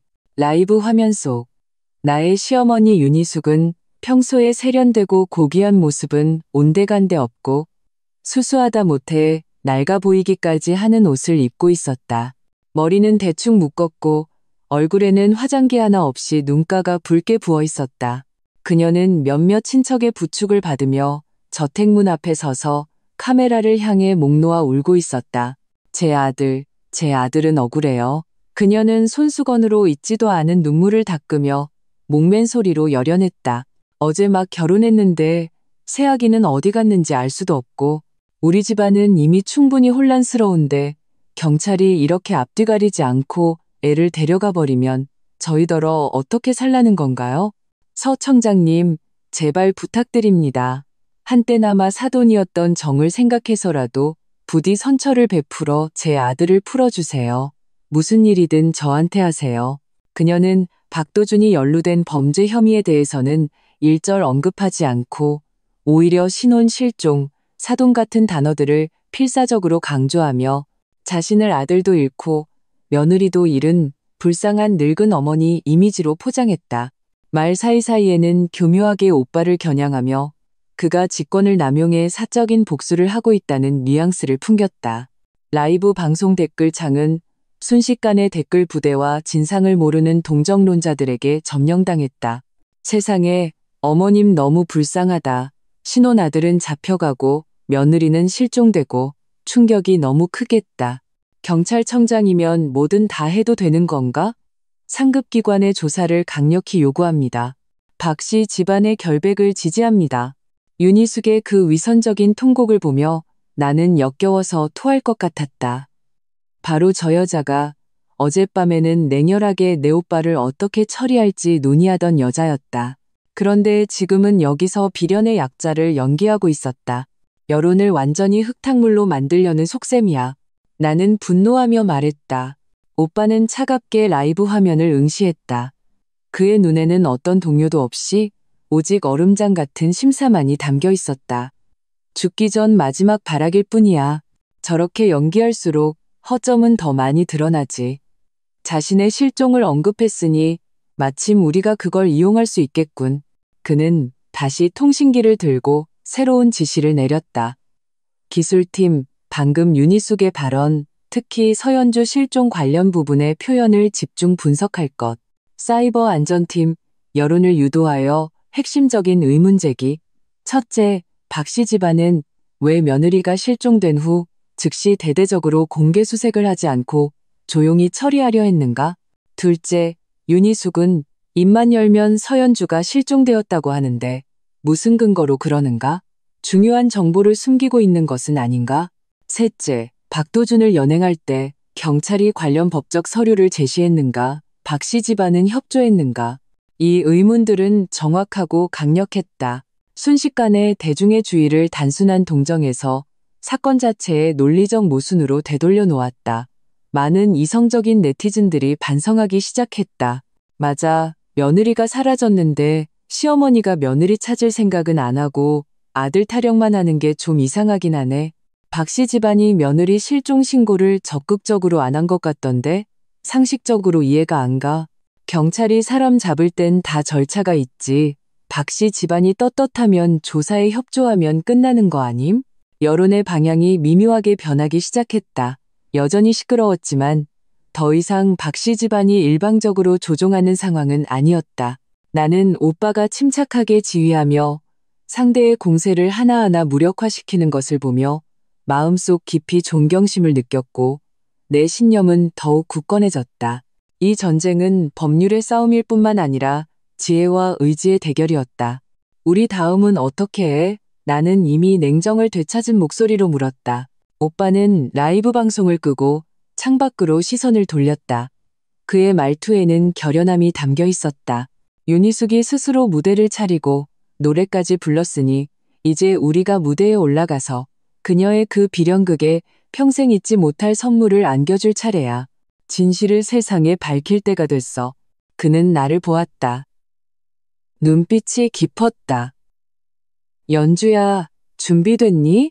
곧 네가 직접 카메라 앞에 서서 모든 사람에게 그 신혼 첫날 밤에 대체 무슨 일이 있었는지 말해줘야 할지도 몰라. 나는 그의 시선을 마주하며 조금의 망설임도 없이 힘껏 고개를 끄덕였다. 나 준비됐어. 오빠 서진혁의 말은 한 줄기 번개처럼 여론의 오물로 인해 흐려졌던 내 마음속 어둠을 갈라놓았다. 그렇다. 회피와 분노는 문제를 해결할 수 없다. 오직 폭풍에 맞서 진실이라는 날카로운 검으로 모든 거짓과 비방을 베어버려야만 한다. 이후 몇 시간 동안 안전가옥은 임시 전략 분석실 겸 리허설장으로 변했다. 오빠는 청에서 가장 뛰어난 이미지 컨설턴트와 위기관리 홍보 전문가를 불렀다.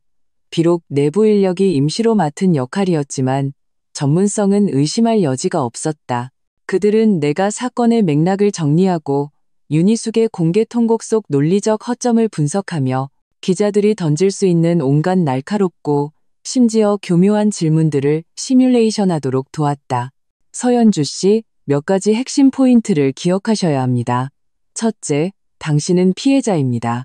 태도는 단호하되 너무 공격적으로 보이지 않게 하세요. 둘째, 사실을 진술하세요. 특히 신혼 첫날 밤의 경험은 명확하고 냉정하게 디테일을 살려서 말하는 것이 가장 설득력 있습니다. 셋째, 비난의 화살은 단순한 감정적 배신이 아닌 박씨 집안의 범죄 행위와 음모에 맞춰야 합니다. 격을 높이는 거죠. 넷째, 당신의 오빠와 경찰기관의 법에 따른 수사를 절대적으로 신뢰하고 지지한다는 점을 보여주세요. 이미지 컨설턴트는 유능한 중년 여성이었다. 그녀의 말은 논리정연했다. 나는 진술을 몇 번이고 연습했다. 처음에는 긴장해서 목이 메었지만 나중에는 차분하고 단호해졌다. 그 끔찍했던 밤을 되풀이할 때마다 가슴의 상처가 다시 찢어지는 것 같았지만 뒤따라오는 것은 나약함이 아니라 더욱 거센 분노와 복수에 대한 결의였다. 나는 모든 사람에게 박씨 집안의 화려한 외면 아래에 얼마나 썩고 악독한 마음이 숨어 있는지 알려주고 싶었다. 오빠는 옆에서 계속 외부와 소통하며 기자회견의 시간, 장소, 보안 조치, 그리고 가장 중요한 박씨 집안 쪽의 최신 동향을 확인했다. 박상진과 윤태식이 역시나 가만히 있질 못하는군. 오빠가 전화를 끊고 냉소했다. 윤희숙의 통곡이 기대했던 효과를 거두지 못하고 오히려 불똥이 튀었어. 지금 여론은 이미 그들을 의심하기 시작했지. 감시 정보에 따르면 박상진이 방금 신분이 특별한 인물과 비밀리에 만났어. 아마 그들 뒤에 있는 보호막 중 하나일 거야. 대응책을 논의하거나 심지어는 더 극단적인 행동을 계획하고 있을 수도 있어. 저들이 또 뭘 하려고? 궁지에 몰린 짐승은 무슨 짓이든 하지. 하물며 저렇게 오랫동안 군림해온 토착 세력이야. 오빠의 눈빛이 날카로워졌다. 기자회견을 방해하거나 혹은 직접적으로 너나 나를 해치려 할 수도 있어. 하지만 걱정 마. 모든 것이 통제하에 있어. 회견장 안팎은 이미 물샐 틈 없이 경비가 배치됐어. 그들이 움직이는 순간 제 발로 함정에 뛰어드는 꼴이 될 거야. 오후 2시 서울지방경찰청 기자회견장. 회견장은 크지 않았지만 빈자리가 없었다. 수많은 카메라와 마이크가 단상을 향해 있었고 소문을 듣고 모여든 기자들은 잔뜩 기대에 찬 얼굴로 기다리고 있었다. 공기 중에는 긴장과 기대감이 감돌았다. 나와 오빠는 대기실에 앉아 있었다. 앞쪽에 소란스러운 소리가 선명하게 들렸다. 오빠가 내 어깨를 토닥였다. 그의 눈빛에는 격려와 신뢰가 가득했다. 연주야, 기억해. 너 혼자 싸우는 게 아니야. 내 뒤에는 법이 있고 정의가 있고 박씨 집안에게 억압당했던 모든 사람들이 있어. 가서 진실을 말해. 나는 심호흡을 하고 간결하고 단정한 정장 차림을 가다듬었다.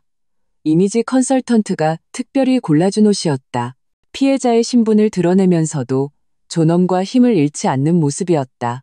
나는 거울 앞에서 마지막으로 눈빛이 단호하고 마지막 미숙함마저 벗어 던진 내 모습을 확인했다. 그리고 단호한 발걸음으로 오빠의 뒤를 따라 단상으로 향했다. 플래시가 순간 폭발하듯 터져나왔다. 눈이 부셔 살짝 눈을 찡그렸다. 단상 아래에는 수많은 탐구적이고 호기심 어린, 심지어는 의심스러운 눈빛들이 있었다. 오빠가 먼저 간단한 모두 발언으로 경찰의 법에 따른 수사 원칙을 밝히고 이 사건의 핵심 피해자인 내가 직접 관련 상황을 진술할 것이라고 발표했다. 그리고 마이크가 내게 넘어왔다. 회견장은 순간 조용해졌다. 모든 시선이 내게 집중되었다.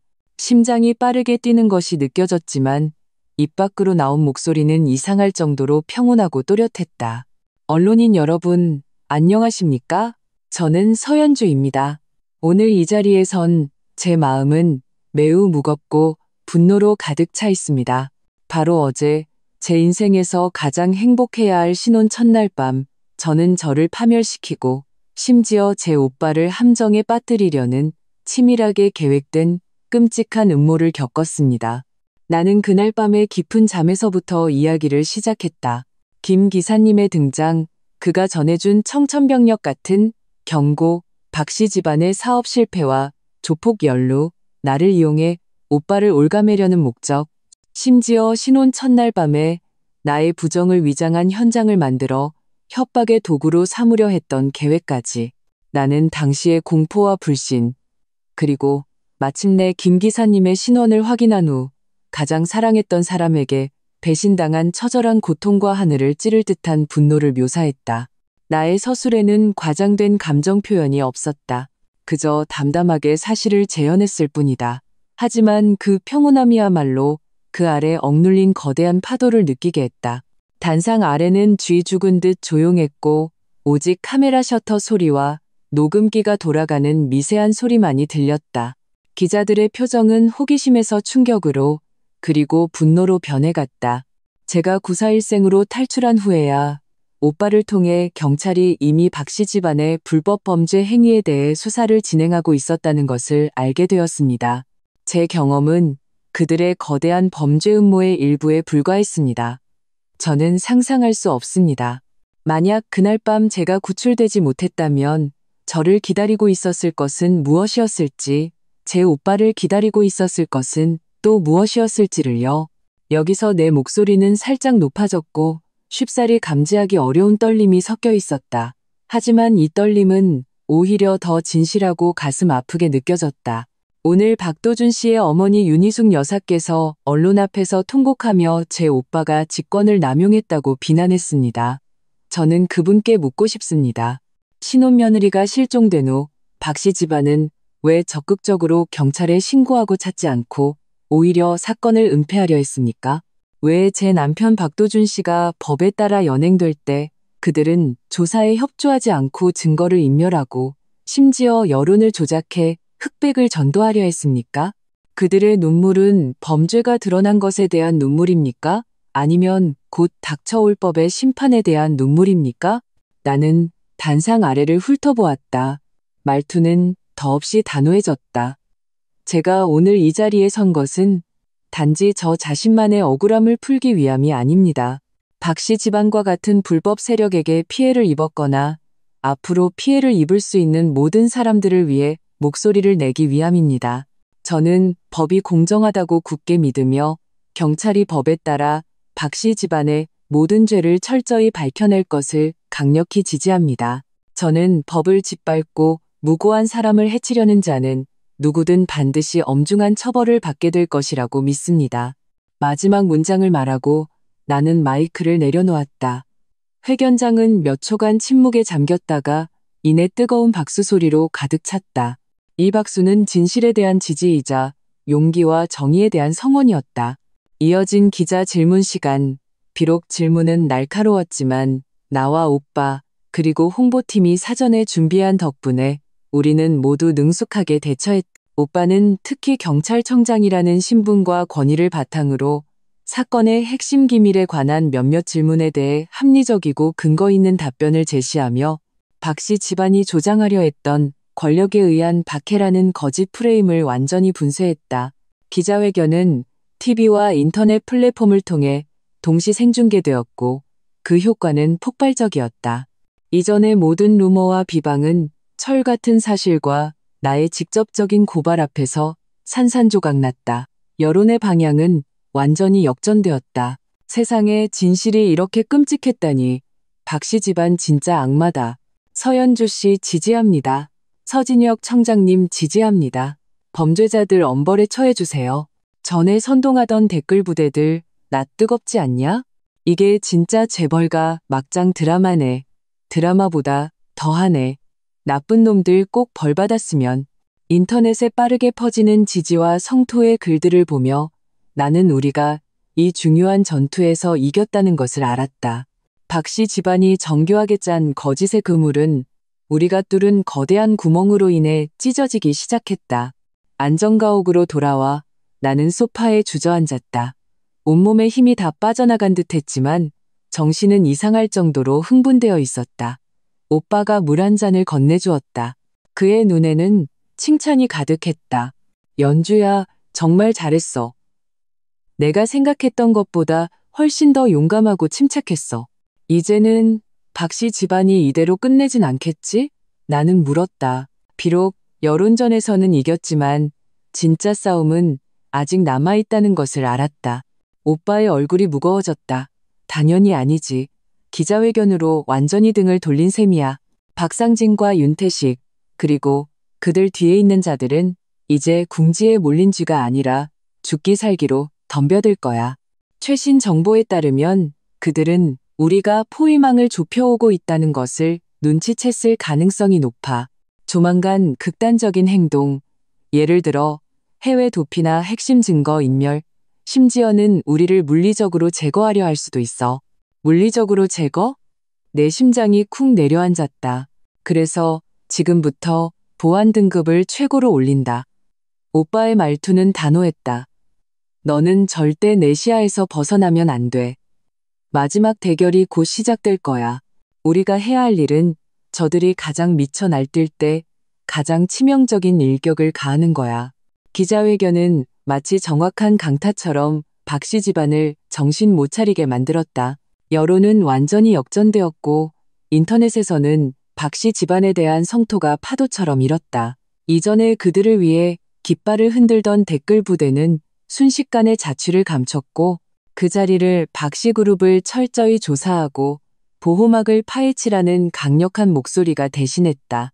심지어 과거 박씨 집안에게 억압당했을 법한 사람들이 익명으로 제보를 하며 더 많은 단서를 제공하기 시작했다. 하지만 안정가옥의 분위기는 이로 인해 풀리지 않고 오히려 더욱 무거워졌다. 오빠 서진역 앞의 통신장비는 이전보다 더 빈번하게 불이 켜졌고 전해오는 소식들은 박씨 집안 핵심부가 극도의 공포와 광기에 휩싸였음을 보여주었다. 청장님, 감시 결과 박상진과 윤태식이 저택 서재에서 격렬하게 다퉜습니다. 박상진이 물건을 집어던졌고 윤태식은 극도로 굳은 얼굴로 떠났습니다. 내부 분열이 생긴 것으로 보입니다. 목표 인물 박상진, 암호화된 번호로 빈번하게 통화. 통화 시간은 짧고 내용은 감청 불가. 하지만 신호 발신지는 수도권 외곽 방향으로 배우의 보호막과 긴급 연락을 취하는 것으로 추정됩니다. 지능범죄수사팀 보고 박씨 그룹 본사 핵심 서버의 비정상적인 데이터 이동 포착, 최후의 민감 데이터 파기 또는 이동 시도로 보입니다. 우리가 심어놓은 감시 프로그램이 전력으로 차단 중입니다. 사이버 안전과 해외 몇몇 익명 계좌에서 비정상적인 자금 흐름 발견, 도피 자금을 준비하는 것으로 의심됩니다. 하나하나의 정보들이 모여 궁지에 몰린 맹수박 씨 집안의 마지막 발악의 궤적을 그려냈.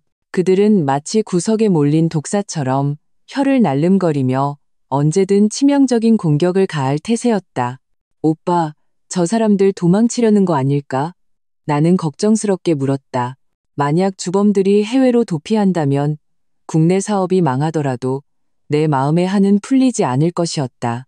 그렇게 쉽지는 않을 거야. 오빠가 냉소했다. 그의 눈빛은 매처럼 날카로웠다. 모든 공항과 교통요충지는 이미 통제에 들어갔어. 지금 저들은 독 안에 든 쥐야. 하지만 너무 몰아붙이면 정말로 극단적인 선택을 할 수도 있지. 그는 방금 받은 정보 하나를 가리켰다. 거기에는 윤태식이 혼자 차를 몰고 시외곽의 한적한 개인 클럽으로 향했다는 내용이 담겨 있었다. 윤태식이 단독 행동을? 우리가 이전에 파악한 정보에 따르면 이 클럽은 배경이 복잡하고 몇몇 인물들이 비밀 거래를 하는 장소야. 그가 이 시점에 거길 갔다는 건 그 보호막이 보낸 중간책을 만나러 갔거나 혹은 상대를 협박하거나 마지막으로 목숨을 부지할 만한 무언가를 가지러 갔을 가능성이 커. 오빠는 즉시 지시를 내렸다. 윤태식을 밀착 감시할 것. 클럽 내외부는 통제하되 겉으로는 느슨하게 안으로는 철저하게. 뱀을 깨우지 마. 그가 누구를 만나는지 무슨 대화를 나누는지 알아내. 필요하다면 바로 검거한다. 시간이 1분 1초 흐를수록 윤태식을 감시하는 팀으로부터 계속해서 소식이 들어왔다. 윤태식은 클럽의 은밀한 방으로 들어갔다. 방 안에는 다른 한 사람이 있었지만 신원은 아직 확인되지 않았다. 두 사람은 다툼을 벌였고 마치 흥정을 하는 듯했다. 갑자기 통신기에서 현장 정찰 요원의 다급한 목소리가 터져나왔다. 보고, 목표 지점 방 안에서 총성. 반복, 방 안에서 총성. 뭐라고? 나와 오빠는 동시에 벌떡 일어섰다. 진입, 강제 진입해서 현장 통제하고 인원 안전 확보. 오빠가 즉시 결단을 내렸다. 화면은 순식간에 정찰 요원의 몸에 부착된 카메라가 보내오는 흔들리는 영상으로 전환되었다. 몇 명의 사복 경찰이 호화롭게 꾸며진 그 방으로 맹렬히 돌입했다. 눈앞의 광경은 숨을 먹게 했다. 윤태식은 값비싼 페르시아 카펫 위에 쓰러져 있었다. 가슴에는 선명한 총상이 있었고 피가 솟구치고 있었다. 그는 눈을 크게 뜨고 있었고 얼굴에는 경악과 불신이 가득했다. 상대방이 갑자기 총을 쏠 것이라고는 전혀 예상하지 못한 듯했다. 그리고 그의 맞은편 검은색 트렌치 코트를 입고 야구 모자를 쓴 남자가 소음기가 달린 권총을 들고 서 있었다. 총구에서는 아직 연기가 피어오르고 있었다. 그 트렌치 코트 남자는 경찰이 들이닥치자 명백히 놀랐지만 반응은 매우 빨랐다. 그는 즉시 총을 들어 쏘려 했다. 탕! 맑은 총성이 울렸다. 트렌치 코트 남자가 아닌 돌격대원에게서 나온 소리였다. 총알은 정확하게 남자의 손목을 맞췄다. 권총이 바닥에 떨어졌다. 다른 대원들이 달려들어 신속하게 그를 제압하고 모자를 벗겼다. 음침하고 칼자국이 있는 얼굴이 드러났다. 윤태식 상태 확인하고 상대 신원 확인해. 오빠가 통신기로 명령했다. 청장님, 보고드립니다. 윤태식 사망. 용의자는 손목에 중상을 입고 제압되었습니다. 몸에서 위조 여권, 다량의 현금, 그리고 암호화된 USB 하나를 발견했습니다. 돌격대원이 신속하게 보고했다. 윤태식이 죽었다고? 나는 그 자리에 얼어붙었다. 박씨 집안 사람들을 모두 증오했지만 그가 자신이 끌어들인 동맹의 총에 맞아 죽었다는 사실에 알 수 없는 한기를 느꼈다. 호랑이와 가죽을 논한 대가였다. 즉시 저 살인범을 신문해. 무슨 수를 써서라도 배후를 알아내. 기술팀, 저 USB 해독에 총력을 기울여. 오빠의 목소리에는 억눌린 분노와 약간의 초조함이 묻어 있었다. 윤태식의 죽음은 중요한 단서가 끊길 수 있음을 의미했지만 동시에 상대의 입막음 시도로 인해 더 깊은 흑막이 드러날 수도 있었다. 바로 그때 박씨 집안 저택을 감시하던 다른 팀으로부터 긴급한 소식이 들어왔다. 청장님, 박상진과 윤희숙이 차를 몰고 저택을 강제로 돌파, 외곽에 설치한 은밀한 경계선을 뚫고 고속도로 방향으로 도주 중입니다. 차량은 개조되어 속도가 매우 빠릅니다. 역시나 궁지에 몰렸군. 모든 교차로 차단 지점에 연락해 요격할 것. 안전에 유의, 그들이 무기를 소지했을 가능성이 있다. 헬리콥터 이륙시켜 공중 추적 실시. 오빠가 단호하게 명령하고 나를 보았다. 연주야, 넌 여기 있어. 절대적으로 안전해. 나는 현장 지휘하러 가야겠어. 오빠, 조심해. 나는 지금이 사적인 감정을 나눌 때가 아니라는 것을 알기에 힘껏 고개를 끄덕일 수밖에 없었다. 오빠는 한 팀을 이끌고 신속하게 떠났다. 안전가옥에 남은 나는 여러 개의 감시 화면을 심장이 터질 듯한 기분으로 지켜봤다. 한쪽에서는 윤태식 살해, 현장의 신문과 USB 해독이, 다른 한쪽에서는 박상진 부부의 목숨을 건 도주국의 실시간 추적이 펼쳐지고 있었다. 도시 전체가 마치 보이지 않는 거대한 그물에 덮인 듯했고 그 그물을 거두어들일 시간이 다가오고 있었다. 고속도로 위, 박상진이 운전하는 검은색 세단은 미친 소처럼 좌충우돌하며 교통안전을 전혀 고려하지 않았다. 몇 번이나 사고를 낼 뻔했다. 공중에 헬리콥터가 바짝 뒤를 쫓고 지상의 여러 경찰차가 사이렌을 울리며 추격했다. 현실판 분노의 질주가 상연되고 있었다. 목표 차량, 5호 터널 진입. 터널 내 감시 사각지대 있으니 각 팀 주의. 목표가 터널 내에서 차량을 버리거나 매복할 가능성 대비 모두의 심장이 조여왔다. 터널 반대편에는 이미 경찰이 타이어, 펑크 장치와 요격 차량들을 설치해 놓았다. 몇 초 후 검은색 세단은 곱비 풀린 야생마처럼 터널을 빠져나왔다. 그러나 터널을 빠져나오는 순간 차량은 요격 지점을 돌파하려 하지 않고 갑자기 핸들을 꺾어 터널 입구에 가드레일을 들이받았다. 뉴. 거대한 충돌음과 함께 차 앞부분이 심하게 찌그러지고 하얀 연기를 내뿜으며 멈춰섰다. 어떻게 된 거지? 자살인가? 내가 놀라 소리쳤다. 경찰차들이 신속하게 포위했고 경찰들이 총을 든 채 조심스럽게 접근했다. 운전석 문이 힘겹게 열리고 박상진이 머리에 피를 흘리며 비틀거리며 기어 나왔다. 하지만 그는 저항하지 않고 두 손을 높이 들었다. 얼굴에는 울고 있는 건지 웃고 있는 건지 모를 기이한 표정이 떠올랐다. 그는 큰 소리로 외쳤다. 자수하겠습니다. 제가 다 불겠습니다. 제가 신고합니다. 죄를 뉘우치고 협조하겠습니다. 그리고 조수석의 윤희숙은 충격으로 기절한 듯 이마에서도 피가 흐르고 있었다. 이 장면은 모두를 놀라게 했다. 박상진이 마지막 순간에 자수와 신고를 선택한 것이다. 그는 누구를 신고하려는 걸까? 윤태식을 죽인 칼자국 얼굴의 배후? 아니면 또 다른 누군가? 동시에 기술팀으로부터 좋은 소식이 들려왔다. 청장님, USB 암호 해독 성공했습니다. 아내는 박씨 집안이 수년간 몇몇 핵심 인물들에게 뇌물을 제공한 상세 기록이 있습니다. 시간, 장소, 금액, 담당자까지 전부 다요. 그리고 중요한 대화 녹음 파일도 몇 개 있습니다. 진실은 전례 없는 속도와 힘으로 맹렬하게 벗겨지고 있었다. 견고해 보였던 박씨 집안이라는 성은 마침내 내부에서부터 완전히 붕괴하기 시작했다. 그리고 박상진의 막판 투항은 이 무너진 폐허 위에 또 하나의 거대한 폭탄을 던진 셈이었다. 박상진의 고속도로 터널 앞에서의 극적인 자수는 마지막 도미노 조각을 쓰러뜨리며 박씨 집안 범죄 제국의 완전한 붕괴를 촉발했다. 살인범에게서 압수한 암호화된 USB와 박상진이 감형을 위해 앞다투어 털어놓은 단서들은 마치 정교한 수수용 메스처럼 이 도시의 몸에 붙어 있던 거대한 악성 종양을 완전히 도려냈다. 그 안에 기록된 뇌물 명단, 검은 돈 거래 내역, 심지어 더 은밀한 범죄 모의들은 충격적이었다. 연루된 보호막의 직급과 범인은 오빠 서진혁조차 처음에는 경악할 정도였다. 서울 전역을 휩쓸고 심지어는 상급 기관까지 놀라게 한 청렴의 폭풍이 박씨 집안 사건을 기점으로 맹렬하게 불어닥쳤다. 명단에 오른 과거 위선적인 가면을 썼던 인물들이 철 같은 증거 앞에서 차례로 조사를 받게 되자 여론은 들끓었고 시민들은 환호했다. 박씨 집안 내부는 그야말로 나무가 쓰러지니 원숭이들이 흩어지는 꼴이었다. 윤희숙은 병원에서 깨어난 후 남편의 배신과 산더미 같은 증거 앞에서 정신적으로 완전히 무너졌다. 관대한 처벌을 받기 위해 그녀 역시 미친 듯이 물고 늘어지기 시작했다.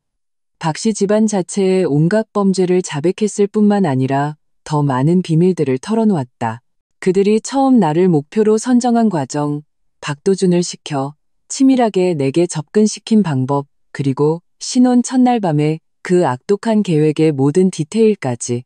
그녀의 증언은 윤태식을 죽인 살인범 신문 결과, 해외 용병 조직의 일원으로 박씨 집안 배후의 거물이 입막음과 USB 회수를 위해 파견한 것으로 밝혀짐의 자백, 김 기사님이 제공한 녹음 파일, 압수된 장부 등과 완벽하고 잔혹한 증거사슬을 형성하며 박씨 집안을 치욕의 기둥에 단단히 못 박았다. 몇 달 후 서울중앙지방법원 최대 법정, 빈자리 하나 없이 꽉 찬 방청석, 박상진, 윤희숙 별도 재판 및 박씨 집안 범죄 조직 주요 구성원들에 대한 공개 재판은 도시 전체의 이목을 집중시켰다. 나는 핵심 피해자이자 증인으로 원고석 옆에 앉았고, 오빠 서진혁은 사건 담당 기관 책임자이자 내 가족으로서 방청석 맨 앞줄에 앉았다. 이것은 내가 신혼 첫날 밤에 도망친 이후 처음으로 공개적인 장소에서 박도준과 마주하는 것이었다. 그는 수의를 입고 법무관들에게 이끌려 들어왔다. 한때 그토록 의기양양하고 다정한 척 위장했던 남자는 지금은 잿빛 얼굴에 눈은 퀭하고 머리는 헝클어져 있었다. 그는 헐렁한 수의 안에 몸을 움츠리고 마치 모든 기력을 빼앗긴 듯했다. 그의 눈빛은 흔들렸고 감히 나를 쳐다보지도 못했고 방청석에 앉은 과거에는 아첨했지만 지금은 경멸의 눈빛을 보내는 지인들도 쳐다보지 못했다. 재판 과정은 길고 고통스러웠다. 검사는 명료하고 냉정한 어조로 수백 페이지에 달하는 기소장을 낭독했다. 박씨 집안이 어떻게 불법적인 수단으로 부를 축적했는지, 어떻게 인맥을 구축했는지, 어떻게 음모를 꾸며 나와 내 오빠를 함정에 빠뜨리려 했는지 하나하나 조목조목 밝혀졌다. 증거가 하나씩 제시될 때마다 방청석에서는 낮은 경악과 웅성거림이 일었다. 법정에서 김 기사님이 제공한 박도준과 윤희숙이 거실에서 스캔들을 이용해 내 오빠를 협박할 방법을 논의하는 녹음 파일이 재생되었을 때 박도준의 몸은 격렬하게 떨렸고 머리는 거의 책상 밑으로 파고들 뻔했다. 그리고 윤희숙은 잿빛 얼굴로 눈을 감고 현실을 외면했다. 내가 증언할 차례가 되었다. 나는 일어나 증인석으로 걸어갔다. 심호흡을 하고 평온한 눈으로 피고석의 박씨 집안 사람들을 훑어본 후 마지막으로 박도준의 얼굴에 시선을 고정했다. 그의 눈빛은 나와 마주치자마자 공포와 부끄러움으로 가득 차 피했다. 피고인 박도준. 내 목소리는 마이크를 통해 법정 전체에 울려 퍼졌다. 명확하고 안정적이었으며 모든 풍파를 겪고 난 후의 냉정함이 담겨 있었다. 우리 결혼식에서 나한테 했던 맹세 기억하나요? 나를 지켜주고 어떤 상처도 받지 않게 해주겠다고 했죠. 박도준의 몸이 움찔했다. 입술을 떨며 아무 말도 하지 못했다. 그런데 당신은? 내 목소리가 살짝 높아졌다. 억누를 수 없는 고통과 분노가 담겨 있었다. 당신과 당신 가족은 나에게 접근한 첫날부터 나를 어떻게 상처 입힐지, 어떻게 이용할지, 어떻게 내 오빠를 무너뜨릴지를 계획하고 있었어요. 그 신혼 첫날 밤, 만약 오빠가 미리 데뷔하지 않았다면 나를 기다리고 있었을 것은 무엇이었을까요? 명예는 땅에 떨어지고 당신들이 오빠를 협박하는 도구가 되었겠죠. 당신의 맹세는 종이보다 얇았고 당신의 마음은 먹물보다 검었어요. 나의 질책은 채찍처럼 박도준의 몸을 그리고 양심 있는 모든 사람의 마음을 때렸다. 방청석에서는 억눌린 흐느낌과 분노의 낮은 고함이 들려왔다. 나는 당신에게, 당신들 박씨 집안에게 한 점 부끄러움이 없습니다.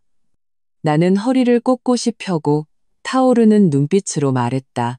오늘 제가 이 자리에 선 것은 약자의 모습으로 동정을 구걸하기 위함이 아닙니다. 피해자의 신분으로 정의가 실현되는 것을 제 눈으로 직접 보기 위함입니다. 저는 법이 저에게 그리고 당신들에게 상처 입은 모든 사람에게 공정한 판결을 내려줄 것이라고 믿습니다. 나는 말을 마치고 살짝 고개를 숙인 뒤 자리로 돌아왔다. 그 과정에서 나는 눈물 한 방울 흘리지 않았다. 하지만 그 거대한 고통이 변해 만들어진 단호한 힘은 그 자리에 있는 모든 사람을 압도했다.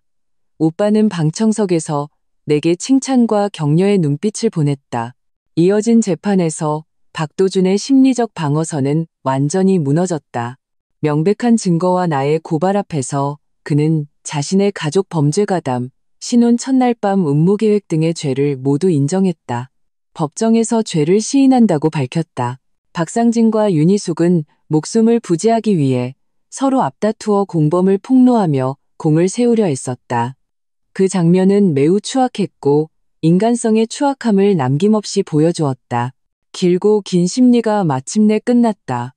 재판장은 오랜 시간 동안 판결문을 낭독했다. 마침내 법봉이 떨어지고 장엄한 목소리가 법정에 울려 퍼졌다. 피고인 박도준, 사기죄, 뇌물공여죄, 무고죄, 불법감금 미수죄 등 경합범으로 징역 20년에 처하고 자격정지 5년 및 개인 전 재산을 몰수한다. 피고인 박상진, 피고인. 판결 결과가 하나씩 선고되었다. 박씨 집안 주요 구성원들은 모두 법의 엄중한 처벌을 받았다. 박도준은 판결을 듣는 순간 다리에 힘이 풀려 그 자리에 주저앉았고 법무관들에게 부축되어 일어섰다. 그의 얼굴은 잿빛이었고 눈은 텅 비어 있었다. 마치 한순간에 영혼을 빼앗긴 듯했다. 그의 인생, 그의 재벌의 꿈은 이 차가운 법정에서 완전히 끝장났다. 재판이 끝나고 사람들이 점차 흩어졌다. 나는 장엄한 법원 건물을 걸어 나왔다. 밝은 햇살이 눈부셨고 나는 살짝 눈을 찡그렸다. 몇 달간 내 마음을 짓누르던 그 거대한 돌덩이가 그 법봉 소리와 함께 완전히 부서져 내린 듯했다. 오빠가 내 곁으로 다가와 가볍게 내 어깨를 감쌌다. 끝났어, 연주야. 나는 고개를 들어 씻은 듯 맑은 하늘을 보았다. 길고 긴 숨을 내쉬었다. 응, 끝났어. 거짓과 음모로 짜인 그 악몽이 마침내 끝났다. 오빠, 고마워. 나는 작은 목소리로 말했다. 눈물이 마침내 름부주 흘러내렸다. 하지만 이것은 슬픔의 눈물이 아니었다. 해방과 새로운 시작의 눈물이었다. 바보 같은 소리. 오빠한테 고맙긴. 오빠가 내 머리를 쓰다듬었다. 그의 말투는 오랜만에 듣는 가벼움이었다. 가자, 집에. 엄마가 네가 제일 좋아하는 갈비찜 해놓고 기다리셔. 액땜해야 한다고. 집이라는 단어가 이 순간 이토록 따뜻하게 들릴 수 없었다. 나와 오빠는 나란히 계단을 내려갔다. 햇살이 우리의 그림자를 길게 늘어뜨렸다.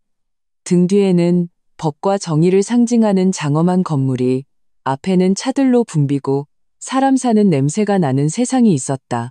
나는 안다. 그 추악했던 과거는 상처처럼 내 인생에 영원히 남을 것이다. 하지만 더 이상 아프지 않을 것이다. 단지 내가 과거에 얼마나 어리석고 사람을 쉽게 믿었는지, 그리고 절망 속에서 가족의 사랑과 정의의 힘이 얼마나 위대한지를 일깨워 줄 뿐이다. 나는 더 이상 온실 속 화초처럼 세심한 보호가 필요한 존재가 아니다. 비바람을 겪고 내 손으로 가시덤불을 베어낸 전사다. 앞으로의 길은 아직 길다. 하지만 나는 더 이상 두렵지 않다. 왜냐하면 햇살은 결국 모든 어둠을 몰아낼 것이고, 나와 오빠는 그 햇살 아래에서 우리의 진짜 새로운 삶을 시작할 것이기 때문이다.